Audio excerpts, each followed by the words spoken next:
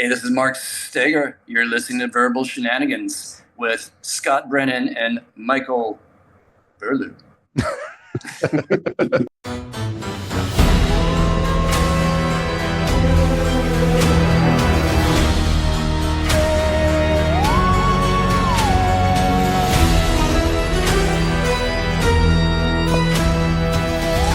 It is time yet again. It is the Verbal Shenanigans Halloween Extravaganza special spectacular.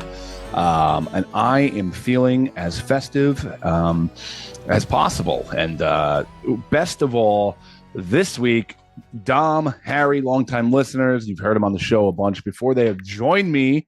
We're finally paying off the win from last year for you, Dom, where Burlew is not here for the Halloween episode.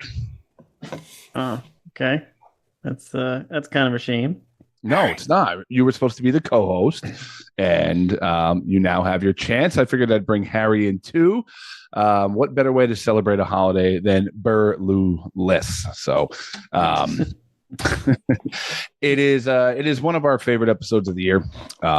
We do this often with Christmas and Halloween, where we kind of have some fun. We go through kind of somewhat of a competition or something interesting. And I decided that the best way to do this would be without Mike, and to really get us in the Halloween spirit. Now, Dom, you're a big Halloween guy. I'm wondering if the spirit is flowing through you yet, or are you just your miserable self and don't really care about anything anymore? A little bit of both. That's the beauty. You can be a miserable person and still enjoy Halloween, right? Now, can you be a miserable person and enjoy Christmas? That's an interesting one. Oh, that's tougher. I tend to be a little bit less miserable around Christmas. But, okay. So misery through Thanksgiving, and then you lighten up a little bit. Yeah, as Christmas. Thanksgiving's probably the peak. Have some political conversations with people you haven't seen in a year. Get miserable real quick, and then try to make it up for Christmas. That sounds terrible. Harry, can you bring a little levity to the podcast here? How are you doing, buddy? Are you in the Halloween spirit tonight?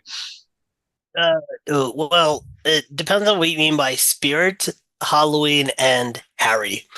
Mm-hmm. So, as you know, I have two major birthdays with my wife and my daughter.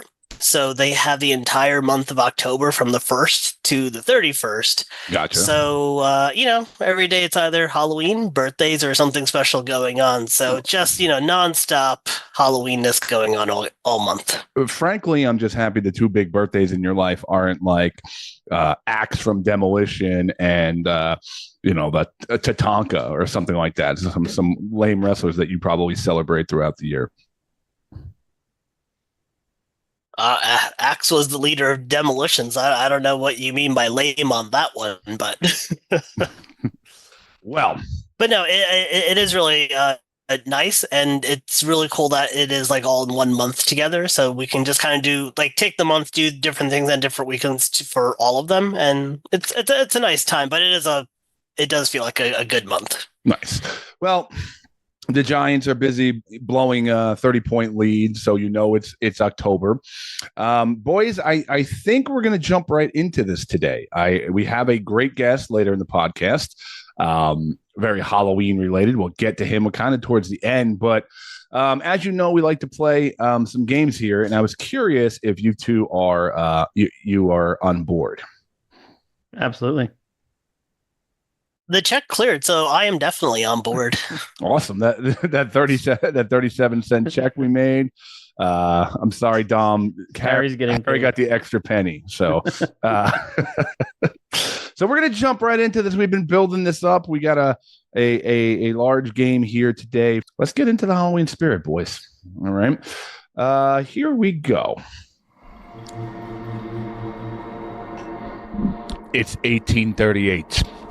Two eager real estate agents from New Jersey meet with their boss to find out that they have been assigned a special mission to sell a home that a mysterious man known as his Lordship is interested in buying.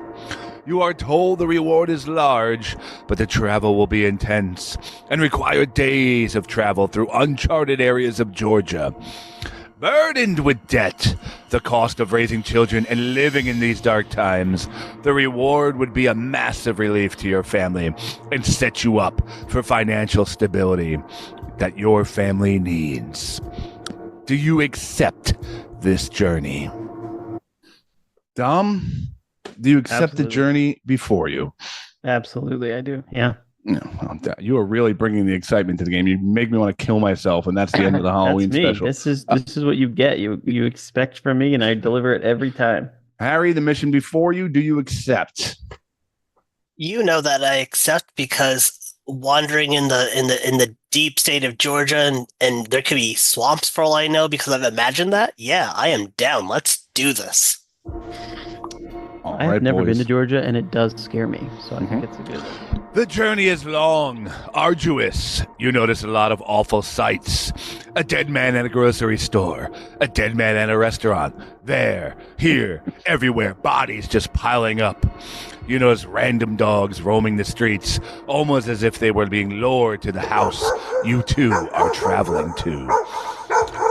The looks from the locals are frightening, and you hear them muttering, "Beware of Burlewsferatu! Beware of Burlewsferatu!" As you approach the house, the odor grows. A damp, almost gym-like, sweat-filled odor fills the air. The sound of hounds barking is unsettling as you approach the house. You arrive at the house. As you approach the house, you see a weak, tired man is seen repairing the house. "Hey, buddy, you okay? What's your name?" "Hank. Leave this place now. He's pure evil. He makes me fix everything." You hear a ghastly sound.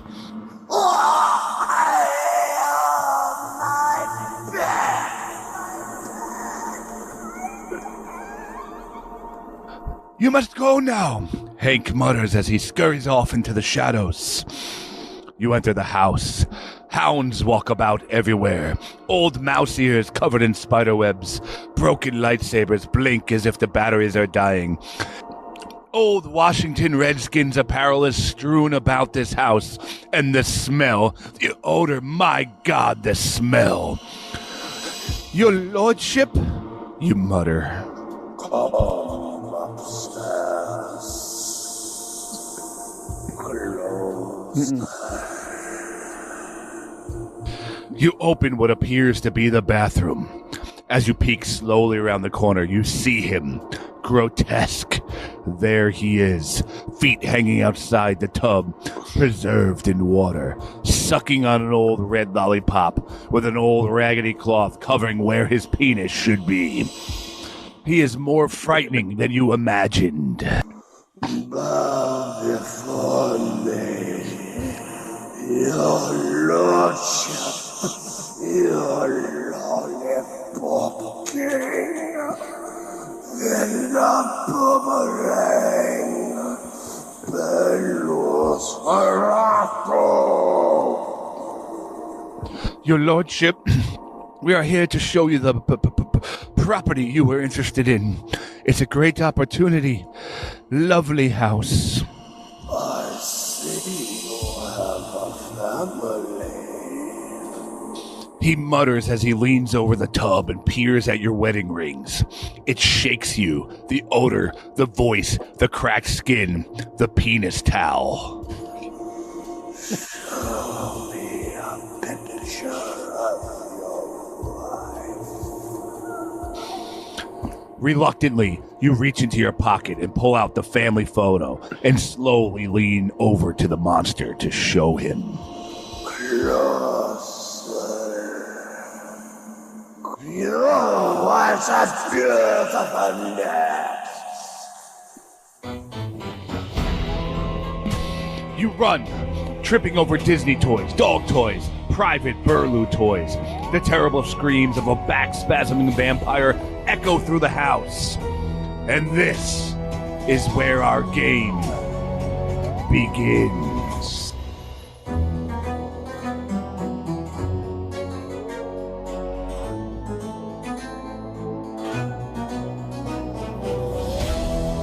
Oh, yes. It is time for the annual Halloween game entitled Escape from Burlewsferatu. Burlewsferatu. Boys, are you aware of your assignment now? It is now time to escape from this decrepit vampire. I'm genuinely a little scared. I don't think I would have when he said to come in. I don't think I would have done it. I would have been like, nope. It would have been a really short Halloween episode. Well, Harry, Dom, you have awoken the Count, the Beast, his lordship, Burlewsferatu. He knows your whereabouts. He knows you will be heading back to New Jersey, and he's bringing his black spirit, his plague, his vision of hell to your lives. Do not get caught by Burlewsferatu.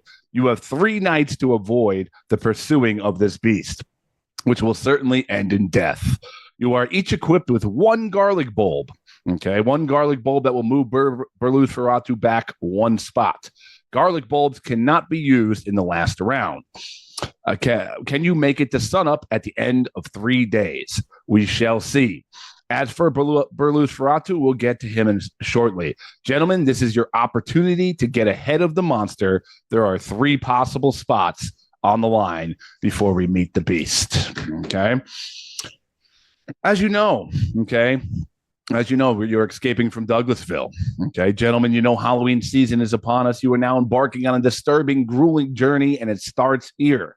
This round, you will be giving 3 questions related to haunted houses. Okay, each question you get right will advance you 1 spot ahead of his lordship, Burlewsferatu. Okay, I think we're going to start with Harry so he can bring a little bit of life into this podcast because Dom is acting like the dead, decrepit vampire here. So, Harry, are you ready? Big points on the board here. I am ready to go after this. Are there whammies in this game, or I'm thinking about a different show? I think you're thinking about a different show, but you do have 1 garlic bulb, fellas, that you can play. You cannot play it on the last night. This is your chance to get at least 3 spots ahead of Burlewsferatu. Harry, which type of ghost, often described as a vengeful spirit bound to a location due to unresolved trauma, is commonly associated with the violent history of haunted houses, such as Leap Castle in Ireland? Is it A, a poltergeist, B, a wraith, C, a banshee, or D, a revenant? Again, that is poltergeist, wraith, banshee, or a revenant. I'm pretty sure it's not C. So I'm going to take that off the board. Boy, you think playing all that Mortal Kombat, I would have learned something to this. Let's see. So if we go by Mortal Kombat standards... Oh, of course. The normal standards, yes. I don't think it's a wraith because Noob Saibot is freely running around. So I can't think it's that. So I'm going to say it's D, Revenant. The Revenant. Harry, your knees are knocking. The sweat is forming on your neck. I'm sorry, that is a wraith.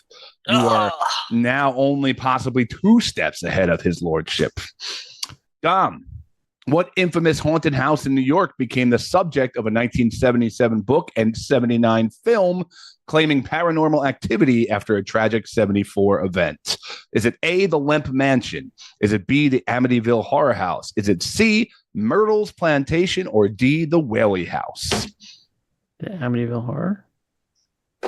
Dom, with the excitement in his voice, answers correct. Dom, you are 1 step ahead of the beast. Okay? You're 1 step ahead of the beast. Harry, in paranormal lore, what term describes a ghost that manifests as a replay of past events, often seen in haunted houses like Borley Rectory, without interacting with the living? So again, it's a term that describes a ghost that manifests as a replay of past events. Is it A, a shadow person, B, a residual haunting, C, a doppelganger, or D, a spirit guide? So if I use Mortal Kombat here, it's going to betray me like it did in the last question. You might want to abandon the Mortal Kombat code. Does Street Fighter have something similar I can work off of? Tekken, maybe? I'm not sure. Boy, I think we got to take a something of a guess, but I want to go with A here on for this question. Shadow person is your guess. I'm sorry. The only shadow person besides Dom here is the wrong answer. because residual haunting, Harry, would be the answer. You might be whipping that garlic out of your pocket real quick as the beast may be summoned shortly here. Okay. Sorry. Just think of other fighting games for your next question. You only got one more. Dom, in British folklore, what type of ghost is a female spirit whose wails foretell death, often associated with haunted estates like the Loftus Hall in Ireland? Is it A, a banshee, B, white lady? They are terrifying, white ladies. C, a wraith, or D, a specter? You said her wails? I'd say Yes, so a female spirit whose wails foretell death. Yeah, I think that's a banshee. Dom, that is a banshee. You are 2 steps ahead of this back-aching vampire come busting down the stairs out of a dog-filled house in Georgia. So I just have to be faster than Harry, basically? Is that the... No. He can kill you both. He can kill you. One of you could get eliminated at any point of this game. Ready to use Harry, and kind of you'll be sitting and watching. So, Harry, come on, buddy.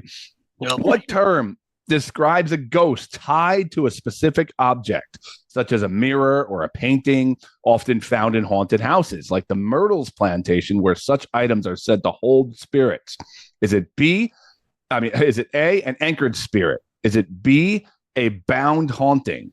Is it C, an object-linked ghost? Or D, a residual entity? There's no way object linked could be a real term. It could be a white lady. I don't know. But then that's how I thought about the actual answer in the previous question. Boy, this is... So if you're taking out object linked ghost, you got an anchored spirit, a bound haunting, or a residual entity. You know, an object-linked ghost sounds like something, like a mistake I made in Excel somewhere, and Right. I can't fix what it is. So I'm going to take that one out the way humorously, though. Mhm. I'm going to go with B here. B, bound haunting. Harry, you are on the board. You are at least a step away from this gargantuan, disgusting, smelly ghoul. Okay, here we go. Dom, to get 3 spots away going into the first round, which 17th century English manor known for its ghostly radiant boy and a skeleton found behind a wall is considered one of Britain's most haunted castles? Is it the Chillingham Castle, the Berkeley Castle, the Dover Castle, or the Warwick Castle? Tough one here. Ooh, complete guess. Dover Castle. I'm sorry. It is the Chillingham Castle, Dom. So, boys, at the end of your kind of pre-round here, Dom, you start this game 2 spots ahead of Burlewsferatu. Harry, you start 1. And now the moment. Burlewsferatu is revealed. Behold, his lordship, Burlewsferatu, sworn to bring plague and death to New Jersey. Burlewsferatu is carried in his tub, attached to a dog sled, pulled by his 2 dogs and his 1 dog, who is now in the form of a refrigerator, toward New Jersey. Gentlemen, feast your eyes on Burlewsferatu. How dare speaks my name and thinks thou live to tell the tale. Oh my God, he is horrifying. This is genuinely frightening. Oh my God, what's he got a dildo? Does he have a sword or a lightsaber? Which one is that? It's my gun. No, he has a cane. My back is excruciating. You gotta I figure. have to walk to New Jersey with this. You gotta figure sleeping in a coffin all those years is bad for the lower back. There is no lumbar support in the coffins. Harry, your first impressions of his lordship? Why is Dustin Rhodes from WCW 2000 on this call right now is my first question. Not provoke me by calling me Seven. I am totally different and more dangerous than gold dust. I thought it was Powder. Remember that movie Powder? Marilyn That was a Manson. pretty sweet movie. Marilyn Manson with a dildo very close to his face. Oh god. Burlewsferatu, you have now entered the game as you pursue these two humans. Your goal is to catch up to your targets. If at the end of the round you either catch up or surpass your target, you will kill them on the spot, eliminating them from the game. You too have an ability to move forward. You may play your bloodbath card at any point after a round. The bloodbath takes place in your tub and provides you an energy boost. Bloodbaths may move you one spot forward on either opponent. However, you may not use it to kill your opponent. I hope you got that, Mr. Burlewsferatu. You are frightening. I You figured kill it your out. opponent with a bloodbath. Okay, you can only you can only rejuvenate yourself. Okay, Writing this down. all questions must be answered in Burlewsferatu's voice. Refusal to answer in the voice will result in getting the question wrong. Gentlemen, again, your sole goal is to stay alive and make it through 3 nights and the final questions without being overtaken by his lordship, Burlewsferatu. Boys, we are at night 1. What are your thoughts going into night 1? Harry? Boy, Good input. really should have put my running shoes on today instead of my slippers. So this is going to be terrifying. He's going to just keep asking me or just tell me I'll never forget the name of 7, and I think that's just it's going to be a long night for me. He kind of How looks like about Black Rain? I remember TNA. drag queen Adam Ant. Anyway, Dom, how are you feeling going into I round- soiled myself. He soiled himself. He is Yeah. frightening. His lordship is Don't go to the here. gym. Boys, you will be each receive 2 questions, which coincide with moving 2 spots ahead. You will be given 3 quotes. Okay. 1 quote is a real quote from a serial killer. One other quote was said by Burlew on the podcast, and 1 quote is completely made up. You must get all 3 to get the point. Okay. Holy shit. This is not for the lighthearted, Dom. You will have to strap in here and focus. Okay. Which brings me to our first round. I think I'm going to stay right there with Dom Bagnato going for the first question. So here we go. Which one of these was Richard Ramirez, the Night Stalker? Which one is Burlew, and which one is completely fabricated? Okay. Quote number 1. I am beyond your experience. I'm beyond good and evil. Okay. I'm beyond your experience. I'm beyond good and evil. Number 2. I am above humanity. I am a god. I am an icon. Number 3. I am multidimensional. I had to prepare them so they got to know at a snap I'm going to just change on them, and they had to prepare for this. So again, I'm beyond experience. I'm beyond good and evil. I am above humanity. I'm a god. I'm an icon. Or I'm multidimensional. I had to prepare them so they got to know at a snap I'm going to just change on them, and they had to prepare for this. Look at his face in the corner. Oh, I'm thing just is, waiting for my turn. Burlew I'm is making so faces. unhinged that this is going to be impossible because he's such an egomaniac. And also, he makes so little sense when he speaks that I feel like you could say, like, ChatGPT, give me some gibberish. And I'm not going to be able to distinguish that gibberish from what Burlew has actually said. Well, might as well guess here. I got this distracting thing over here in the corner. This is It freaking me is out. frightening. For the audio only listeners, Burlewsferatu is completely pale white, as if he was I don't know, on a bender all night. He has a cane of some sort, and he has quite a hat here. Looks So like some we will put eyeliner plenty of- too. Yeah, he does. Yeah. All right, Okay, stop I'm gonna delaying, say Dom. The icon, the second one, is Burlew. I am above humanity. I'm a god. I am an icon. Yeah. You're taking Burlew. Okay.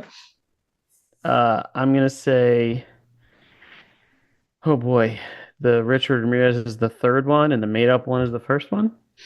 All right, here we go. I am beyond your experience. I'm beyond good and evil. That would be Richard Ramirez, the Night Stalker. Damn. I am above humanity. I am a god. I am an icon. I love that Burlew does not know if he said this at all either, as he is listening intently. That is made up. That is not Michael Burlew. I am multidimensional. I had to prepare them so they know at a snap I'm going to just change on them, and they had to prepare for this. That comes from episode 512 with Luke Marsick. That is Michael Burlew, everybody. Oh God. Could not have gotten it more The wrong. dimensions all see my beautiful face, but you will not see me coming. Oh God, the prop work is sickening. It is unbelievable. Harry, you are up. Okay. Here we go. Well, as you know, I have lived a life of luxury, intelligence, and inner... Oh, which one of these is John Wayne Gacy? Is the John Wayne Gacy, famous clown killer. Yeah. Well, as you know, I have lived a life of luxury, intelligence, and inner self-being that I feel you all ignore. And if I just force you to join the ways of myself, and that you will understand that these normal beings, that you will no longer have the pain and suffering of day-to-day operations. That's quote number 1. Okay. Quote number 2. The only thing they can get me for is running a funeral parlor without a license. The only thing they can get me for is running a funeral parlor without a license. Number 3, what I really got off on was the control. They need to be feared. The need to be feared. So again, that is the long quote about luxury, intelligence, inner self. That is the only thing they get me for is running a funeral parlor without a license. Or what I really got off on was the control, the need to be feared.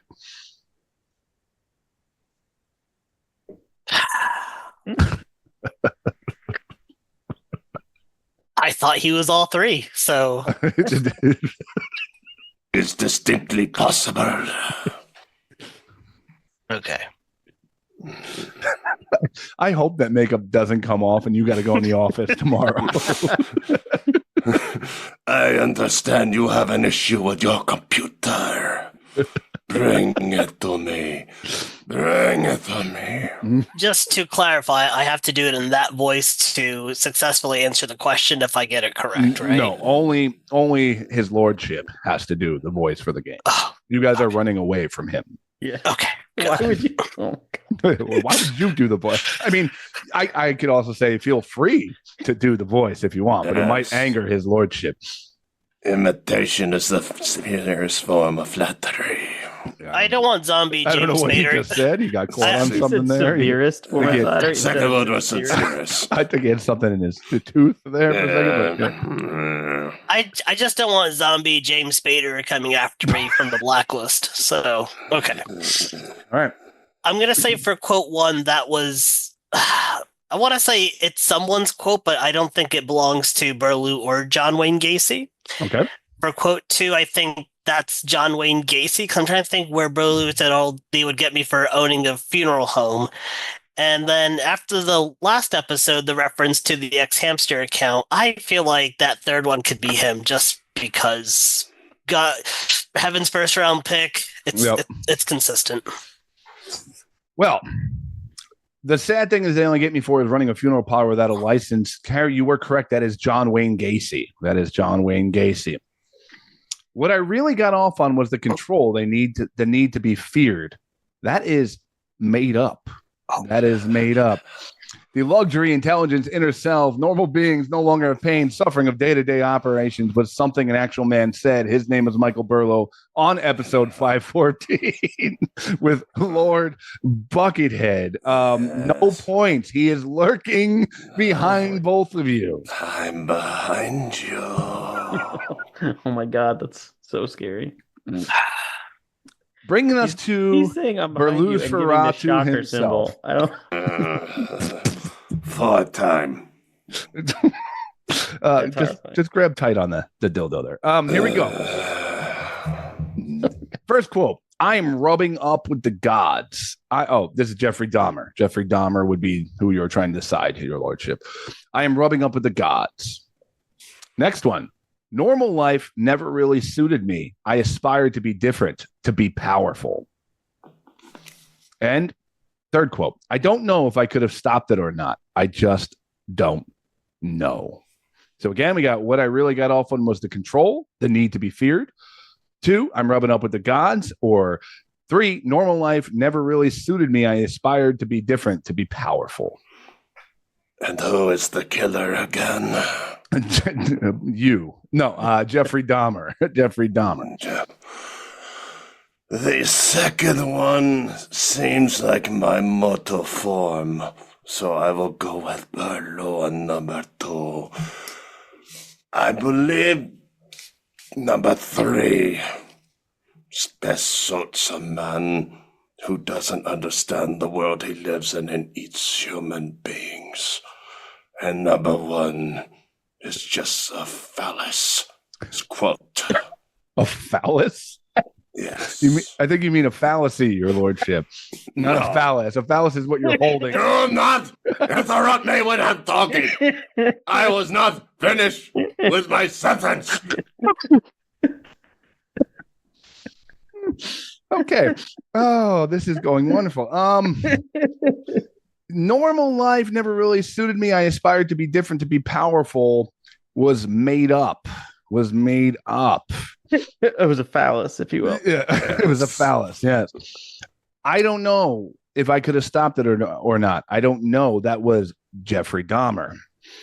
But your lordship, you once said, I am rubbing up with the gods. I am rubbing up with the gods. Like this. Stop it. Oh, I'm going to have legitimate nightmares. Boys, nobody has moved as of yet. Remember? I got that one right. I said 2 was me, 3 was Dahmer, 1 was made up. Yeah, 2 is not you. You were rubbing up with the gods. Normal life never suited me was the made up one. That was number 2. What? I thought he got it right as well, but Thank you. I don't. Yeah. No, Okay. I think Scott's right. I think he got one part of that wrong. Yeah. All right, no points. Go Sorry. away. No points according to the official scoreboard, your lordship. Please don't get angry as you stroke the... never mind. Sorry, no points, your lordship. Remember, gentlemen, you do have both bloodbath card and a pumpkin. I mean, no, pumpkin was last year. You have a garlic bulb. Okay. Back over to Dom. Boy. I never saw it as slaughter. Oh, Ted Bundy is the killer that you are trying to figure out. I never saw it as slaughter. I saw it as helping a soul move on. I never saw it as slaughter. I saw it as helping a lost soul move on. Number 2, I was in my own bedroom, so I was closing in on my wife's bras and my mother's. Right. I was in my own bedroom, so I was closing in on my wife's bras and my mother's. Number 3, we serial killers are your sons. We are your husbands. We are everywhere. We serial killers are your sons. We are your husbands. We are everywhere. What was this? Can you read the second one to me again? Yep. I was in my own bedroom, so I was closing in on my wife's bras and my mother's. I think that's Burlew. Okay. And I think Ted Bundy. I can't look at Mike in the corner of the screen. Repeat the first one again. First one, I never saw it as slaughter. I saw it as helping a lost soul move on. And the last one was we serial killers are brothers, but etc. We are sons, your husbands. We are everywhere. I'm going to say that one Is what? Ted Bundy. It's Ted Bundy. Okay. And the made up one is I never saw it as slaughter. Yeah. Dom, I never saw it as slaughter. I saw it as helping a lost soul move on. Made up. Yes. We are serial killers. Your sons, your husbands. We are everywhere. Ted Bundy. Yes. And I was in my own bedroom, so I was closing in on my wife's bras and my mother's. That is Burlewsferatu. You have moved a step ahead. The lordship is stroking one intently. Well done. Do we get any context for why he was closing in on his mother's bras here? Or No, that was from episode 472 or something like that. I don't really know what you know what made me guess that? What's that? The phrase closing in on, because he tends to use words that are not the normal way that people use them. I make my own language as I go. It's Screw almost like the English. It's almost like English is your second language. So maybe the Burlewsferatu thing makes a lot of It's sense. around 7 or 8. I'll get to it eventually. He's ESL Feratu. Harry, here we go. We're looking at David Berkowitz, the son of Sam here. Okay.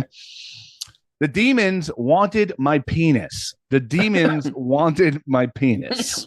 That is their first quote. Number 2. And apparently, when you don't have money for funerals, that's what you do. And then you chuck your loved one in the river. Apparently, when you don't have money for funerals, that's what you do. And then you chuck your loved one in a river. And number 3, love can be made in any plane of existence. Living, dead, it's all the same. I feel like that one's easy. Oh, says the guy who just got points. That's true. Yep. God, I hate to ask. Could you repeat those again? Because I just thought they were all Burlew, honestly. How can we forget number 1? The demons wanted my penis. Number 2, apparently when you don't have money for funerals, that's what you do. And then you chuck your loved one in the river. Or number 3, love can be made in any plane of existence. Living, dead, it's all the same. You're looking for David Berkowitz here. Okay. So I think I want to say David Berkowitz is number 2. I'm just trying to think where Burley would have said that. So I'm like trying to eliminate the possibilities. I think he said the first quote because, well, how this game has gone, that's giving it away for me. And I think the third one belongs to somebody else, but I don't know if it's David Berkowitz. I'm going to say that's the fake one. Okay, so you said number 3 was the fake one, number 2 was David Berkowitz, number 1 was Burlew. Mhm. Correct? All right. Love can be made in any plane of existence. Living, dead, it's all the same. That is made up. That is made up. Okay. And apparently, when you don't have money for funerals, that's what you do. Then you chuck your loved one in the river. That is Michael Burlew. Episode 499 with Whit India, Watson. correct? Yeah, because normally when you talk to a golf analyst, you're talking about throwing bodies in That's the river. that's when he was in India. Yep. That's correct. David Berkowitz, The Demons Wanted My Penis, was from a 1977 police interrogation. Harry, his lordship is upon you. Okay. Here we go over to his lordship, Burlewsferatu. Here we go. You are looking for. We brought our friend Richard Ramirez back, the Night Stalker. Okay. Yes. Killing is killing, whether done for duty, profit, or fun. Killing is killing, whether done for duty, profit, or fun. Number 2, the only part of killing that hurts is my back. I feel nothing else. Number 3, like my mom is giving birth and my brother is hanging on. I had a tooth and I'm like, no, it's just me. And I shove them back in there. 3 is definitely Burlew. There's no even somewhat doubt about that situation. I will go with the Night Stalker for 1 and made up for 2.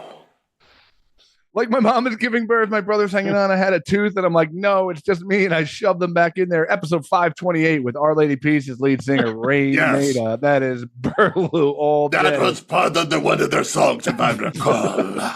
Number 2 was the only part of killing that hurts is my back. I feel nothing else. That is made up. And Yes. number 3, Richard Ramirez was killing is killing, willing done for profit, duty, profit, or fun from the 1985 interview. His lordship is on the board. Harry, he is at your back. You have one option here. Guess I have to use the garlic bowl, don't I? The garlic bulb has been played. Burlew, you move back 1 spot. Okay, you move back. From both of us or just from Harry? Just from Harry. Oh. Nice try, Tom. Right. This is where the scorekeeper is going to have a very hard time keeping track of this. Okay, here we go. Night 2, the night of the plague, boys. The night of the plague. Dom, you were 3 ahead of Burlewsferatu. Harry, you are just 1 ahead. As you've heard, Burlewsferatu brings death and plague wherever he goes, and he is lurking. dead people in parking lots, grocery stores, rivers, neighbors. No one should be in the presence of Burlewsferatu ever. Welcome to night 2. There are some major opportunities here to get away from this evil force or beast to catch up. The night of plague and death. First, you will be given 5 Halloween movie-related celebrities. You need to tell me if they are dead or alive. Okay. Each correct answer moves you up a spot. So out of your 5, you can move 5 spots ahead. Okay. Huge point on the board here. Simple answers: alive or dead. Okay. Your lordship, you have vanished. I think he got a glimpse of himself and just throwing up a little bit. Just shot himself. I believe he's coming back. I'm really scared I'm going to have legitimate nightmares. I hope you do. I hope you wake up in cold sweats and just picture Burlew. You see him like sticking his tongue out at that cane thing, and he's really convincing at it. So in that case, we're gonna have. It was so delicious, that cane.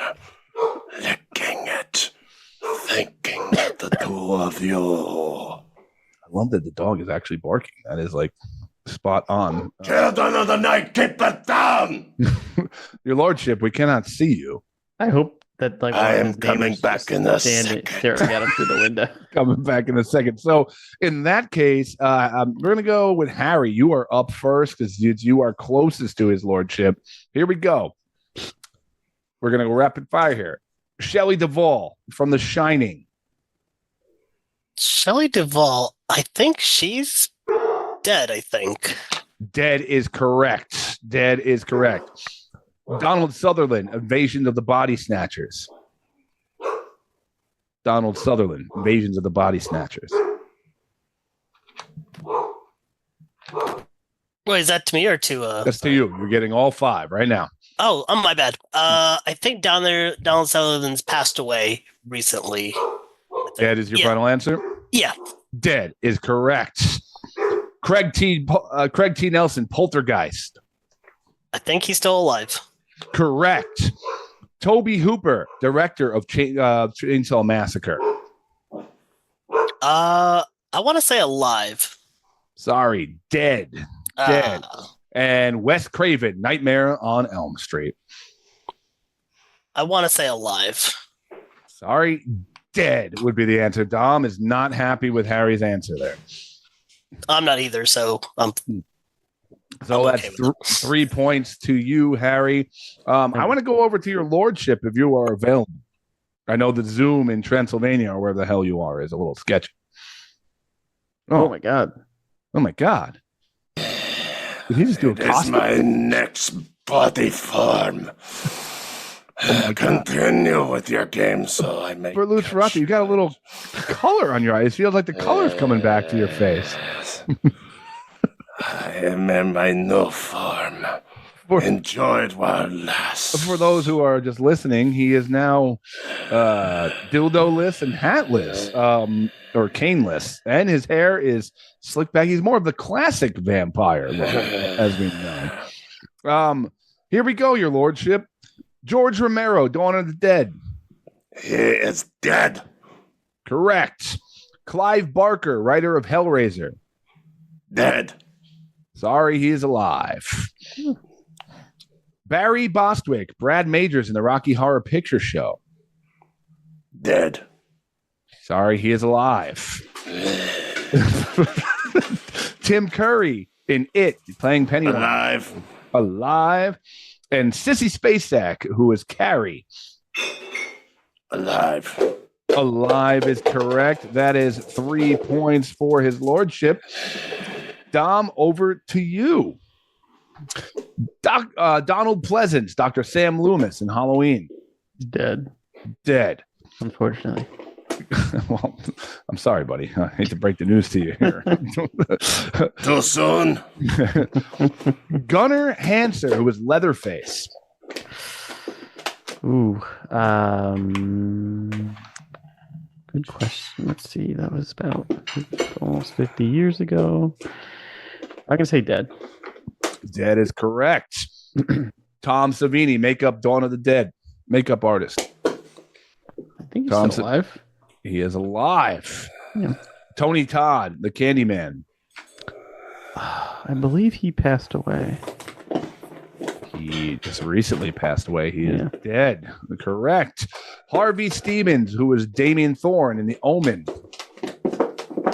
Oh, I'm gonna guess alive.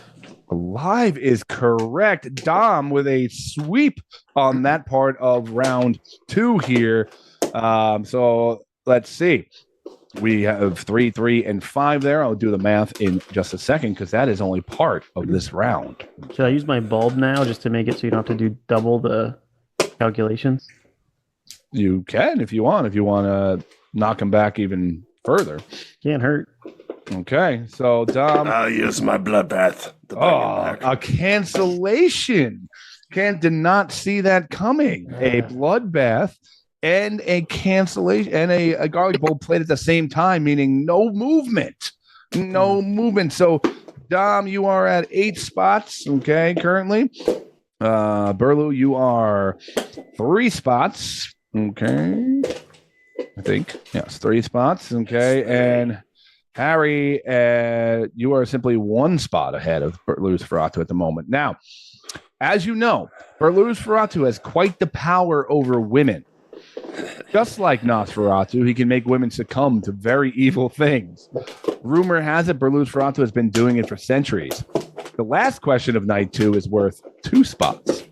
I will give you a description of a female serial killer, one who may have been controlled by Burlewsferatu at some point. As you know, Burlewsferatu is a huge fan of nicknames. In fact, each one of these women was known for their notorious nickname. Can you figure out what their nickname was? You will be given multiple choice. Okay. Dom, you are up first. So her name, Leonarda Cianciulli. She was clearly Italian. Okay. She was clearly Italian. She was born in 1894. She died in 1970. Nice long life there. She was active for quite a while. She was born in Correggio, Italy. She was known for 3 confirmed women killings. Okay. Now, her murders were horrifying and unusual because she murdered women and turned their bodies into household products. Okay. Her victims were mainly women she lured into her home under the guise of friendship or help. She murdered 3 women in total. Okay. Her method, she convinced her victims to let her perform rituals or help them spiritually. She then killed them with strangulation or bludgeoning, often involving knives and other sharp tools. After killing her victims, Cianciulli dissected their bodies. She made soaps and tea cakes using their fat, which she reportedly gave to her friends, neighbors, and family. Her motive was a mix of superstition and protection of her family, as she believed human sacrifice would protect her sons from the horrors of World War II. Sounds like most Italian grandmas. So here we go. What was Leonarda's from World War II? And you said she was like in the 1800s? She was born in 1894, lived to 1970. Oh, okay. No. What Was was Leonarda's notorious nickname? Was she Diavolo Femminile, which translates to the female devil? Okay, Diavolo Femminile. I'm trying my best here. Was it B, the soap maker of Correggio? Was it C, Nonna Assassinina, killer grandma? Or D, Assassinino del Tea, the tea killer? Again, the female devil, the soap maker of Correggio, the killer grandma, or the tea killer? Definitely going with either 1 or 2. Trying to think if there's an Italian word for soap maker. I'm gonna go with 1. Diavolo Femminile. Good guess, but it is not the correct answer here.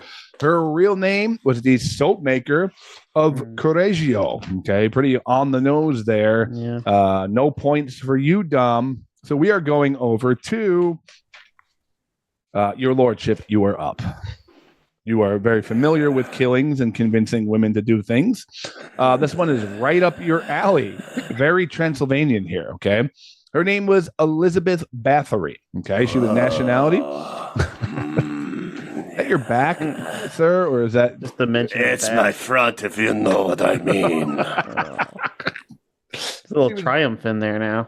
She was born. She was Hungarian. Okay, she was in the Kingdom of Hungary, which is now Slovakia. Born in 1560, died in 1614. Okay, estimated is going with your numbers here, Burlewsferatu, vary from 80 to 650 women. Historians debate the exact numbers. Okay. Elizabeth was born into a powerful Bathory noble family with a history of military and political influence. She married a nobleman. After her husband died in 1604, her behavior reportedly became increasingly violent and erratic. She is infamous for torturing and murdering young women, often servants or girls from nearby villages. She believed bathing in the blood of virgins would preserve her youth and beauty. Her victims were lured to the castles with promises of work or shelter. She would use starvations, beatings, burning with candles or irons, cutting, stabbing, and even drownings, Mike. Many historians argue that blood bathing was legend, maybe exaggerated or fabricated. Okay. She was later tried and executed. Burlewsferatu, how do you feel about this woman? Are you attracted to this type? I would like to see how she looks in my bathtub. I bet her to be glorious, the two of us sticking out, putting a squeegee over my you-know-whats and sending pictures to my co-host. That What was would be Elizabeth? delightful. What was Elizabeth's notorious nickname? Was it A, the Blood Countess? A, the Blood Countess. Was it B, the Queen of Death? Was it C, her Lady Plague? Or D, the Black Temptress?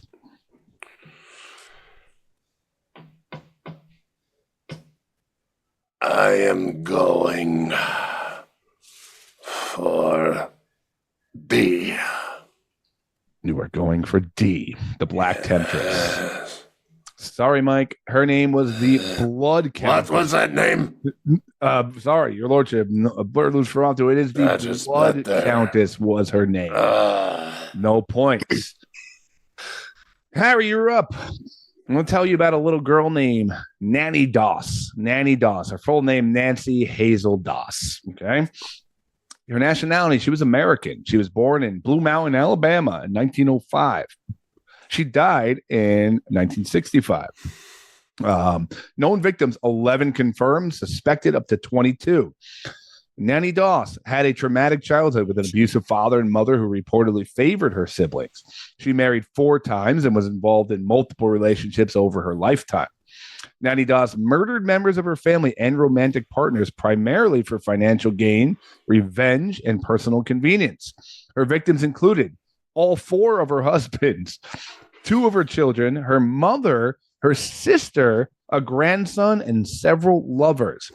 Method, most often by poison. Arsenic was her weapon of choice. She would often marry multiple men in quick succession, sometimes within weeks of killing her previous husband. She was arrested in 1954 after suspicious deaths in her family were investigated. She confessed happily, reportedly giggling while recounting the details. She claimed that she enjoyed being married and loved the thrill of it. Wow. She later died of leukemia in 1965. What was the nanny's notorious nickname? Was it A, Madam Horror, B, the Murder Vixen, C, the Giggling Granny, or D, the Poison Princess? Is it D, the Poison Princess? Again, Madam Horror, the Murder Vixen, the Giggling Granny, or the Poison Princess? I'm stuck between B and I think it's C, the Giggling Granny. She was from Alabama. Alabama, your favorite place. Of course. Sweet home, Alabama. All right. Part of me wants to say B, but I'm not buying it. I think that might be somebody else. I don't know. Let's go with the Giggling Granny just because, I like the alliteration. So you were originally thinking B, the Murder Vixen, which would not have been correct. That is why the Giggling Granny is correct, earning you 2 spots ahead, Harry. You are alive. So, Dom, you are currently 5 ahead of his lordship.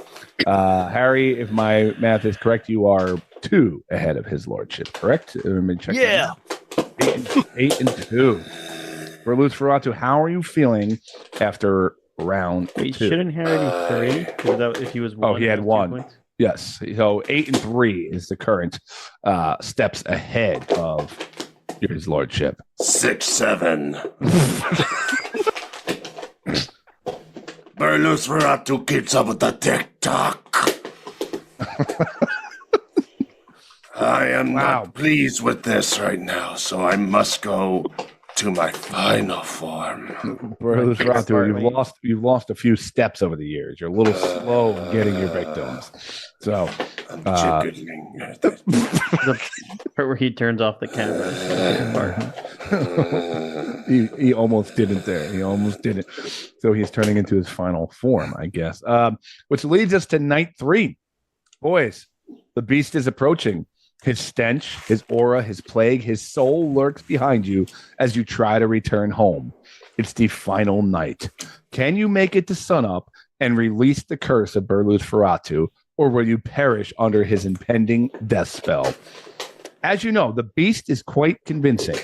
In fact, both your wives have developed a bit of a vampire kink over the last 2 nights. The last round will have 2 sections. This is your final chance to get away. First, as we harken back to the past, we revive an old bit. Are these horror movie titles real? Okay. Or a figment of the narrator's imagination? You will each be given 3 final spots to move before the final question here. We got to bring this back. This was this was a success last year. I think we had like trannies with knives. And, I remember Nazi. doing really badly at this. Mm-hmm. Which is why, well, his lordship is fumbling around, and God knows what he is doing here. I am almost ready. God dang it, this is not live. You can cut it out.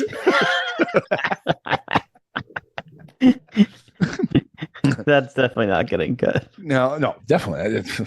Dom, how are you feeling as you are significantly ahead of his lordship? I'm feeling good within the game, but still more scared than I actually should be right now. Because the game is working. The game is working. The imagery that I am being confronted with is really freaking me out. Harry, you gained a little momentum in this last round. Luckily, with the giggling granny, saved your ass. How are you feeling? No garlic bulb for you. In fact, neither of you have one. Okay, because I didn't think about a cancellation when I was making the game, but you know. I have to be quite blessed because given the story you gave about the giggling granny, how she saved my ass but not the asses of others is quite a remarkable irony right there. So yeah, giggling granny is it. Now, while his lordship is apparently changing to his final form of some sort. I'm ready whenever you are. Okay. I would have another bit or something. I will encourage people to go back and listen to past Halloween episodes, as they are also, if you're getting in the Halloween mood, could put you in a good mood. Last year with the Church of Pain, we've had people from horror movies. We've had all sorts of different things. So every year the Halloween episode provides some fun if you're digging what you're hearing here. Okay. Your lordship, please reveal yourself. Give me a minute. My microphone got unplugged there. I am back. I am in the most deep. What? And there goes my microphone again. Not supposed to put it up your butt. Yeah. That's where the cane is currently. Yes. I'm in the bathtub. You'll get pictures later, Scott. Now, my purest form, the one that truly matches my emotion, my ability, everything. That is Burlewsferatu. Behold!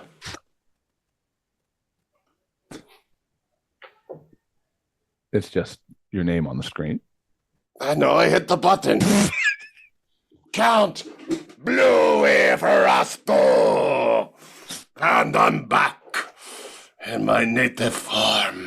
Your final form was a shirt with Bluey in a vampire outfit. It's a vampire dog, isn't it cute?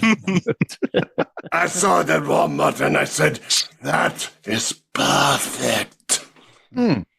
Yeah, I'm sure your kids will really get a kick out of that shirt. Fun fact, when I was in line, a gentleman was asking me who I was buying the shirt for, and I had to lie.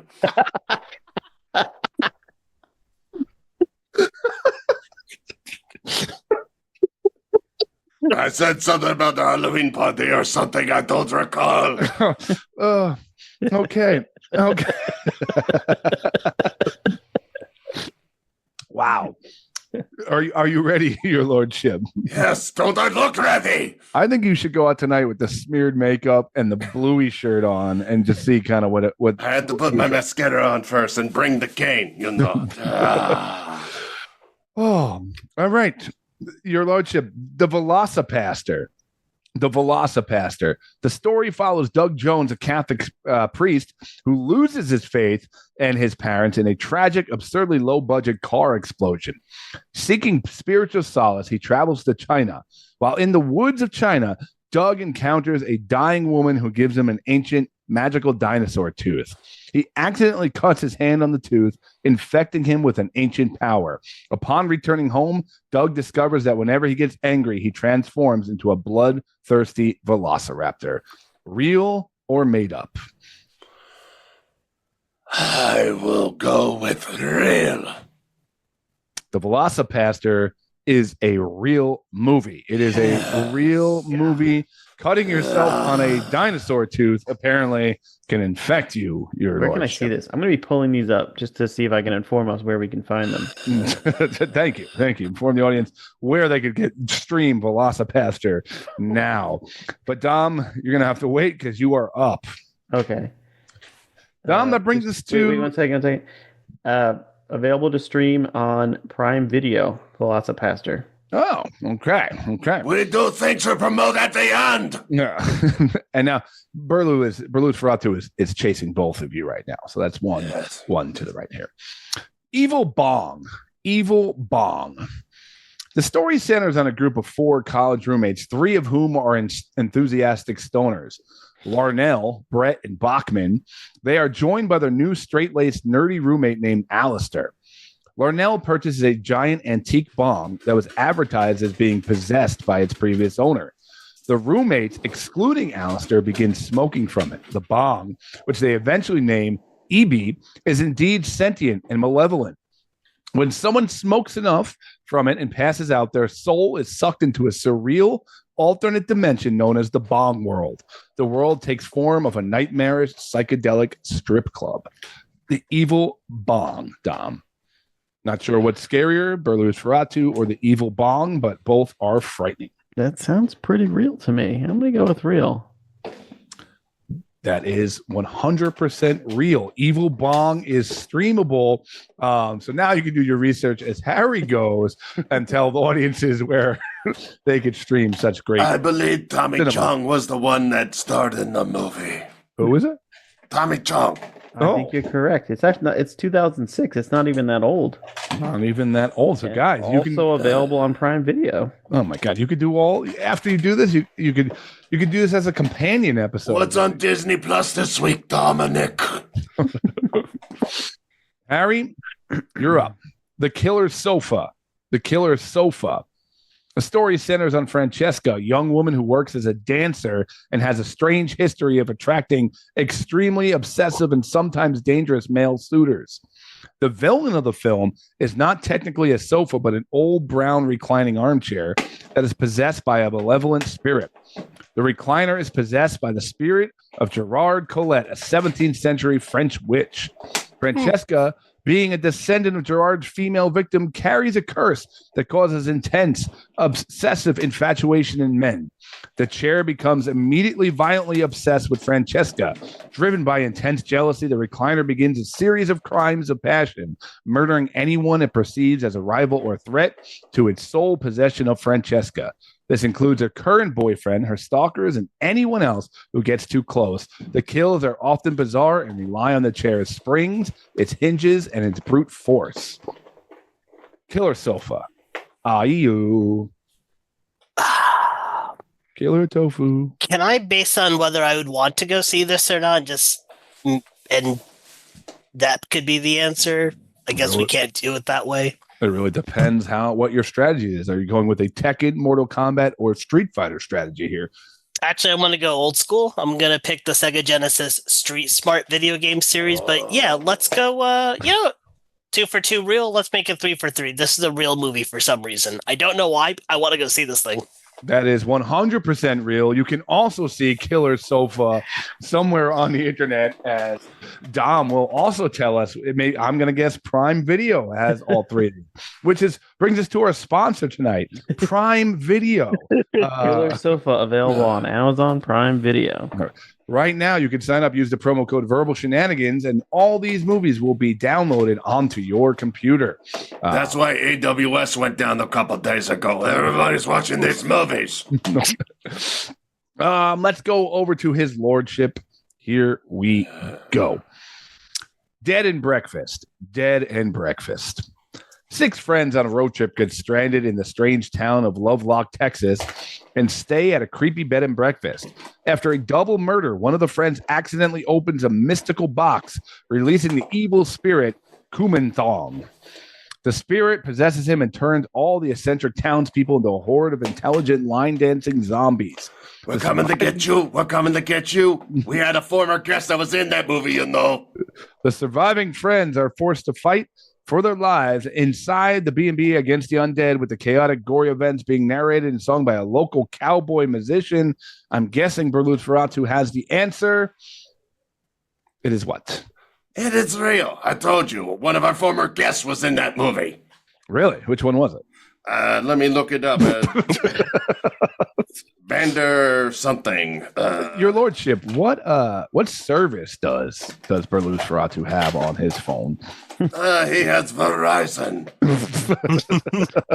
I didn't use it for the answer. I'm looking up who our guest was. Thank you. You get good service in Transylvania or wherever the hell you live, or video goes out from time to time. It makes its marks. Can you hear me now? What was the title of that one? That was Dead and Breakfast. Dead and Breakfast. Yeah. That title is so good, you got to make that movie. Yeah. Well, Dom, do they have to make the movie Massacre in Dinosaur Valley? Massacre in Dinosaur Valley, because you are up. A small plane carrying a group of fossil hunters and models crashes deep in the Amazon jungle in an area known as Dinosaur Valley. The survivors' fight for survival turns into a bloody gauntlet as they must battle deadly piranhas, avoid brutal cannibalistic native tribes, and escape from a ruthless gang of slave traders led by the sadistic China. The film is a classic Italian exploitation movie, heavy on gore, action, and shocking violence. Coincidence, I gave you the Italian one, Dom. And what's the title meant to be? Massacre in Dinosaur Valley, of course. Oh God, I'm gonna say it's real just because I'm gonna be more annoyed if I say it's not and it is than the reverse. Dom, you are correct. That is a true movie. You look like you have something to say, Your Lordship. Either that yes, or Brian Vander Ark from the Verb Pipe was in Dead and Breakfast. That's quite a pull there. Wow. Harry, over to you. Manatee Mayhem. Okay. In sunny Crystal River, Florida, a series of mysterious deaths exposes a terrifying truth that docile manatees have been mutated by toxic algae into aggressive armor-plated predators known as killites. These cunning, slow-moving behemoths are now capsizing boats and dragging victims to a crushing, watery doom. A grizzled fish and wildlife officer must fight the skeptical local government and the relentless aquatic beasts to prevent a massacre during a peak tourist season. Is Manatee Mayhem a real movie, Harry? Your Lordship, are you now a ninja version of... You do what you have to do to kill time. Yeah. When did the Lordship become Donatello's? My question here, but that's not the question you asked me, sir. I'm more So, of a Michelangelo person. of course, Michelangelo, of course. So, there's a lot going on in that description you just gave, and I feel like if it was a movie, it'd be a very either long movie or a very confusing movie. So I'm gonna say I think this is the first one which I believe is not a real title. Or at least it's not a real film. Title's great, but I don't think it's a real one. Manatee Mayhem is not a real movie, completely made up by myself. I do like the image of Killatees, though.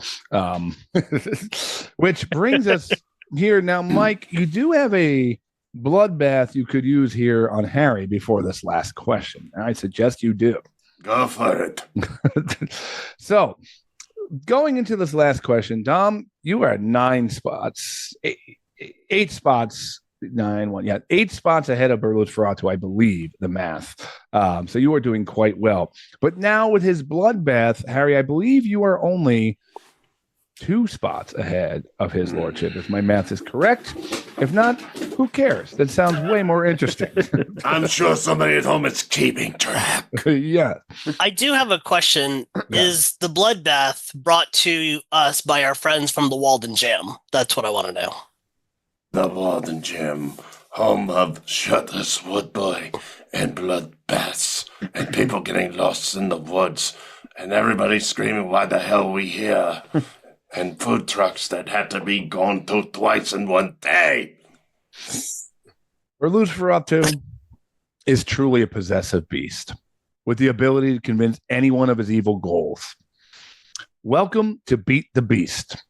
I will give you a controversial Halloween take based on the number you pick. You will be given a side of it to debate based on the flip of a coin.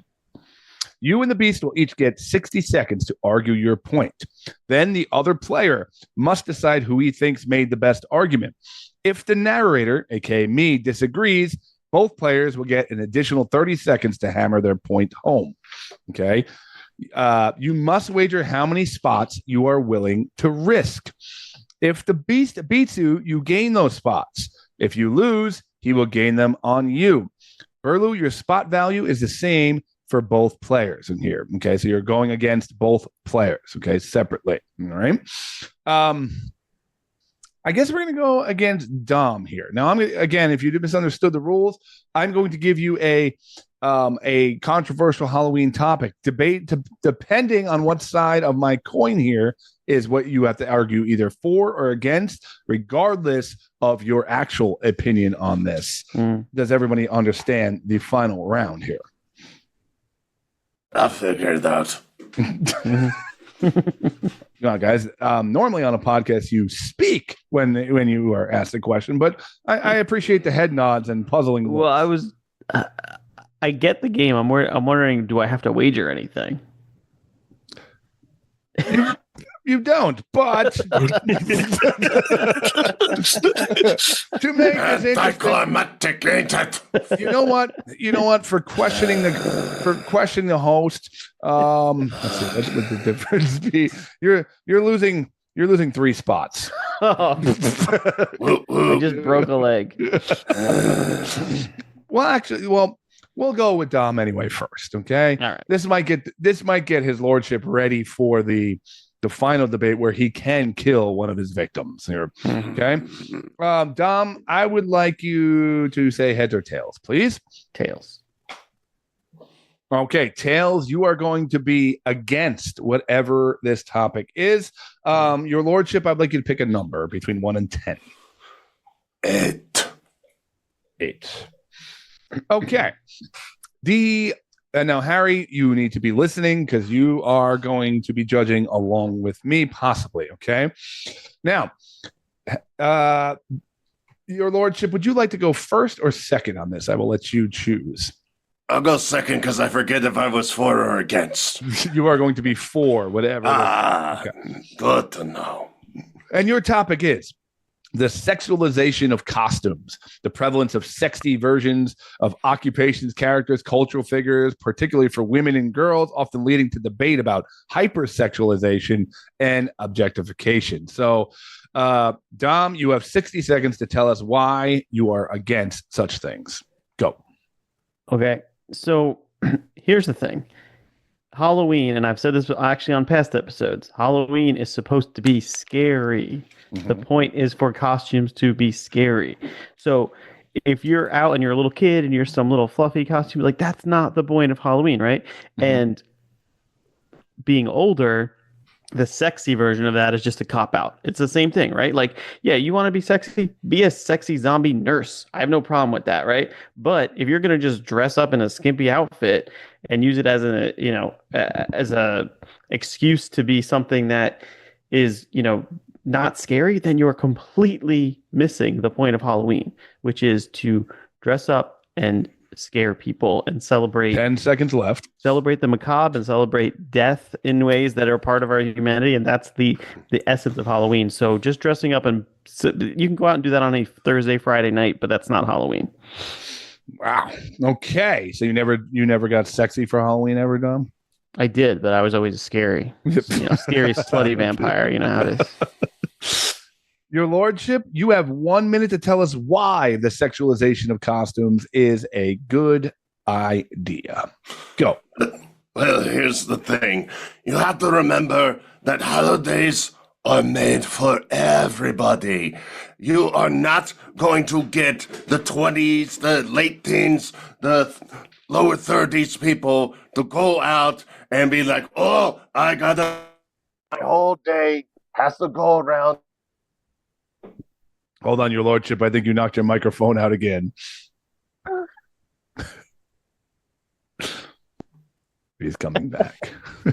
Ready? Yeah, you had 35 seconds left, so go ahead.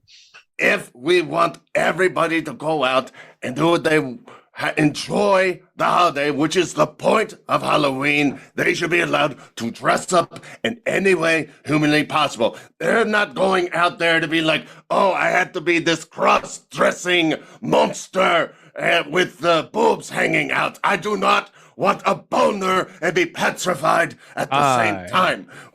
So why would we be talking about needing to compress it to a certain degree? Hey, Trump, easy over there.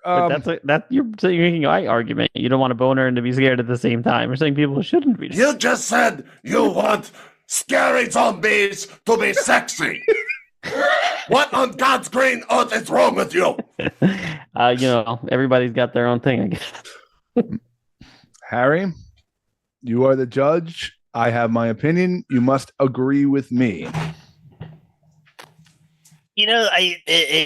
In their own ways, they both made some really solid points where Dom was like, look, the point of Halloween is it's the scary aspect of it, right? If we turn Halloween into some other theme, it's not Halloween anymore. It's something else versus the original point. And Burlewsferatu, I hope I got that right. Sorry, sir. I will allow it. He made a solid point that it doesn't matter what you're wearing outside. It is what it is, and if you happen to get a boner, it that's what it would be. That's what I always say. But I could say then is where I think it was that very end where I think it kind of accidentally agreed with Dom's point where it's not supposed to be about what you can do like every other day of the week. It misses the point. So I'm going to give it to Dom slightly just for the end, but I thought they did make excellent arguments in the short period of time that they were given. Dom, you are free from the curse of Burlewsferatu. You have made it back to New Jersey. Your family is safe. Our Lordship was getting his emotions a little bit into it and bringing up his boner, and that kind of took me out of the argument. Once if I send you a photo in the tub. Brought to you by the Walden Jam. And Amazon. I am relieved. You have made it to sunrise, Dom. You have seen his Lordship evaporate. Light has returned to New Jersey and his family. Your family is safe. Oh god. That was just him playing with his front again. My boner.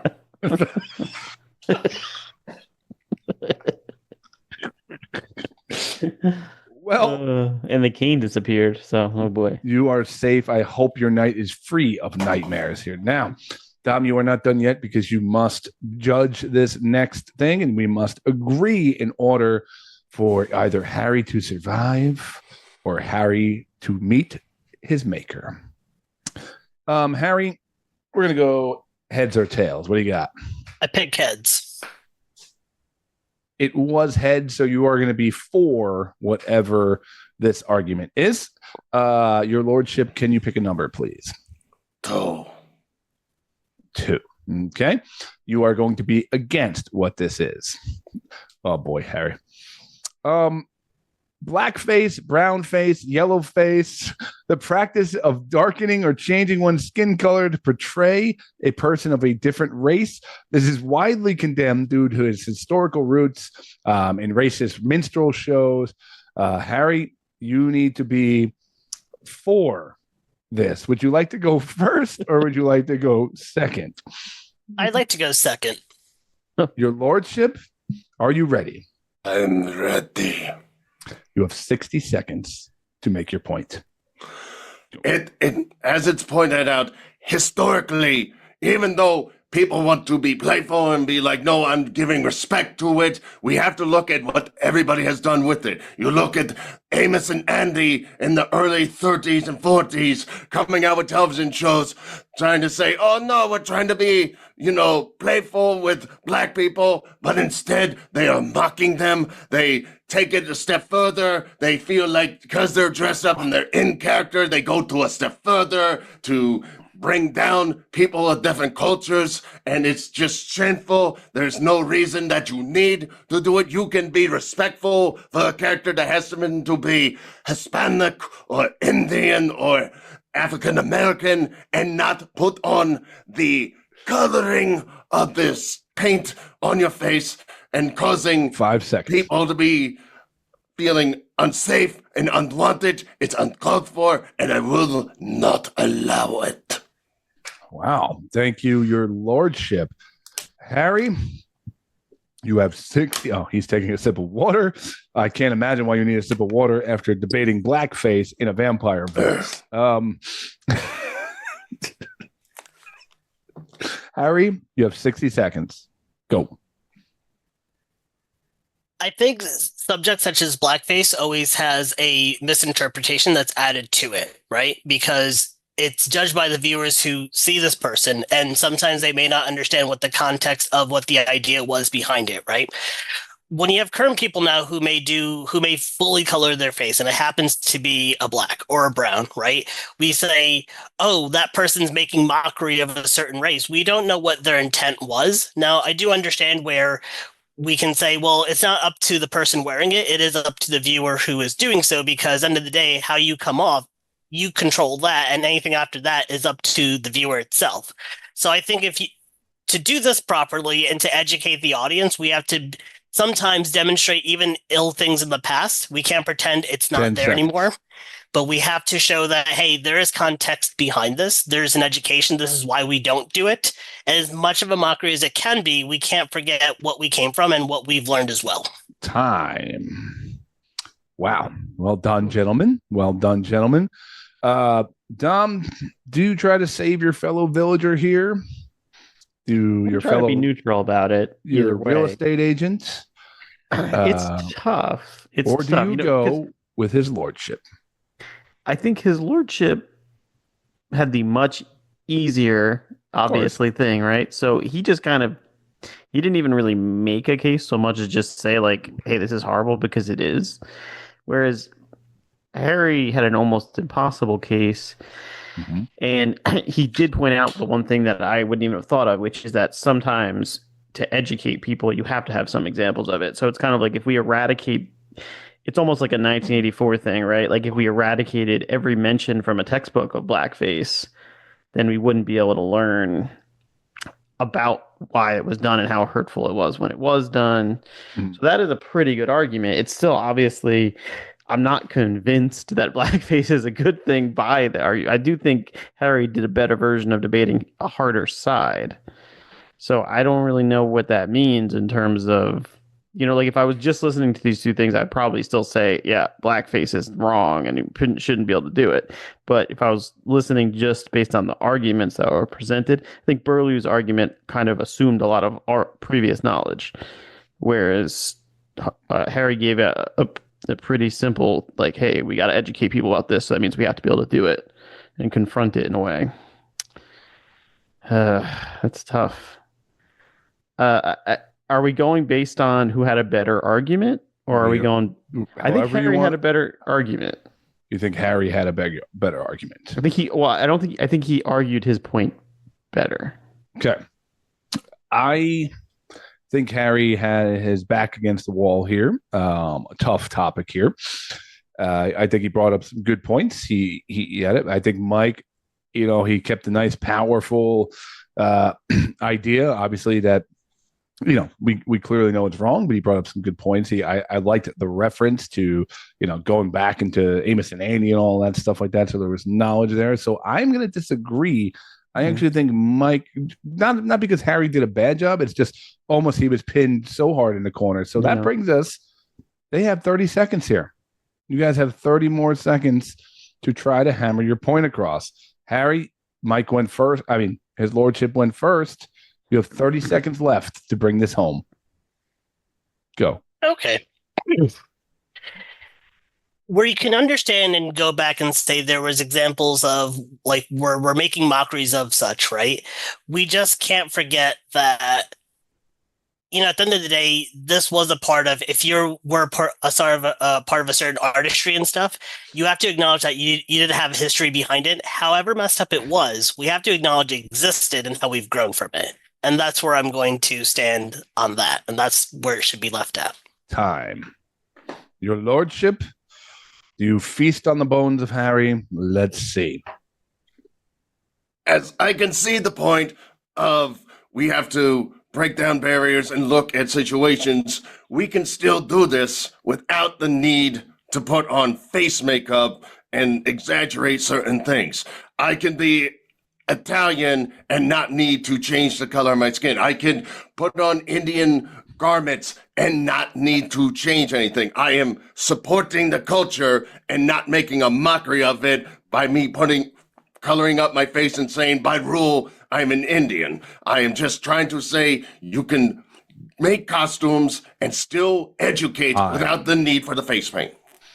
Now, real quick, what do you think about people doing vampire face? Does that offend you? That's totally fine. You did not bring up Feratu face. You did not do that. My Transylvanian relatives would like to say otherwise, sir. Dom, to you again. 23 and me. To you again, Dom. I mean, I kind of feel the same exact way as I did before. Jesus Christ. He's stuck. He's stuck.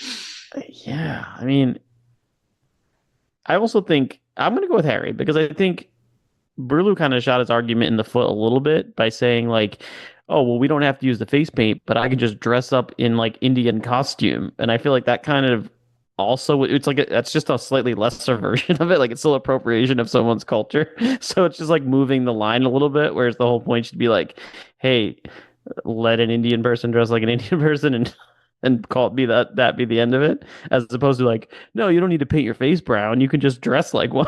So I think like that internal logic was a little bit inconsistent. So I would go with Harry. Yeah, I felt a little bit the opposite here because I thought Harry shot himself in the foot a little bit. I thought he was saying, where, the blackface and whatever and changing skin color, it is more of an educational tool where it could be. I think Mike was trying to point out that you could educate without making a complete mockery of it and going so far from it. So I do see what you're saying here, Dom. Also, like you're saying, listen, I don't want to do the voice anymore tonight, so just give him the damn points and let's end the game. I'm going to give Mike the points. I'm going to give Mike the points. And you know what? one of the main reasons is I just wanted to play the end thing of someone dying. Harry, I'm sorry. You will be a victim to Burlewsferatu. You didn't finish me off. You have lost to Burlewsferatu. The plague has won. Your family and you will die. You must remove his penis towel by yourself in hell. In hell. It is over.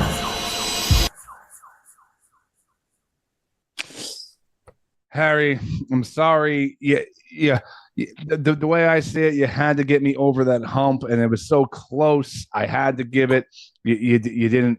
Plus, I would just kind of wanted someone to die. So I think you just wanted to play the clip. I did. It takes a lot of time to make a podcast. I think you just wanted to play the clip. You may be accurate. Gentlemen, that concludes this year's game, Escape from Burlewsferatu. First off, I got to give a round of applause to my co-host over there for diving fully in. Well done, Mike. Well done. Thank you. You can now talk in your actual voice. I'm sure you're dying at this point. I will say I got a lozenge in my mouth as I was practicing earlier today. I'm like, oh my God, I got to keep water by my side at all times and all. I was chugging during video turn-off time, and I know I lost the voice at times here and there, but I brought it back. So for an hour and a half of doing that, yep, I did my best. Well, commitment was real. Well done, sir. You're also, there's no doubt in my mind that this was the first ever in the history of words and people that a vampire had to debate whether blackface is appropriate or not. So I think we broke barriers here. I think we united people through this. And hell of a job by everyone. Harry, you can leave here saying you might be alive, you might not. Maybe Burlewsferatu 2 comes down the line. But Dom, Harry, thank you so much for being part of yet another great holiday episode here. Thank you. Wow, Dom, So really man of words. Harry, actually, Harry, thank you for being part of the Halloween episode. Dom, I don't even know why we bring you on. I don't either. I feel we can just get clips of him talking and just put his regular tone voice out there, and nobody will know he is not actually on the show. See, I disagree. I don't think we can find clips of him talking. But that's the thing. If we keep it all monotone, everybody's like, well, I guess he's in the room. That's his usual excitement. I think if you can get him into a voice booth and just get him to say maybe 10 to 11 lines and just put it in some type of loop, I think you got it right there. But, still give the man credit when you're using his voice. Let's not forget that I won the game, which is all that matters. That is true. You did escape death. You will not escape the images of his lordship tonight as you go to sleep and thinking about your children. Oh God. Burlow, stop it. You can get out of character now. I feel like this is going to stick, and you're going to be like, what if we bring Burlewsferatu into the Christmas episode? Burlew's Martin Luther King Day. No. So with that, I think we're going to end with our Halloween guest here, Mike, which is also just as good. So if people really hated the game, they could skip right ahead to this here interview. Mike, who we got tonight? Well, Scott, as you said, Halloween is upon us, and we have a man who has been in a ton of scary movies and television shows. From I Am Legend, The Nun. He was the pale lady in Scary Stories to Tell in the Dark. And he played the original baddie in Stranger Things Season 1, performing as a Demogorgon. Tonight, we chat with Mark Steger. Let's get Mark on the line. Bye-bye.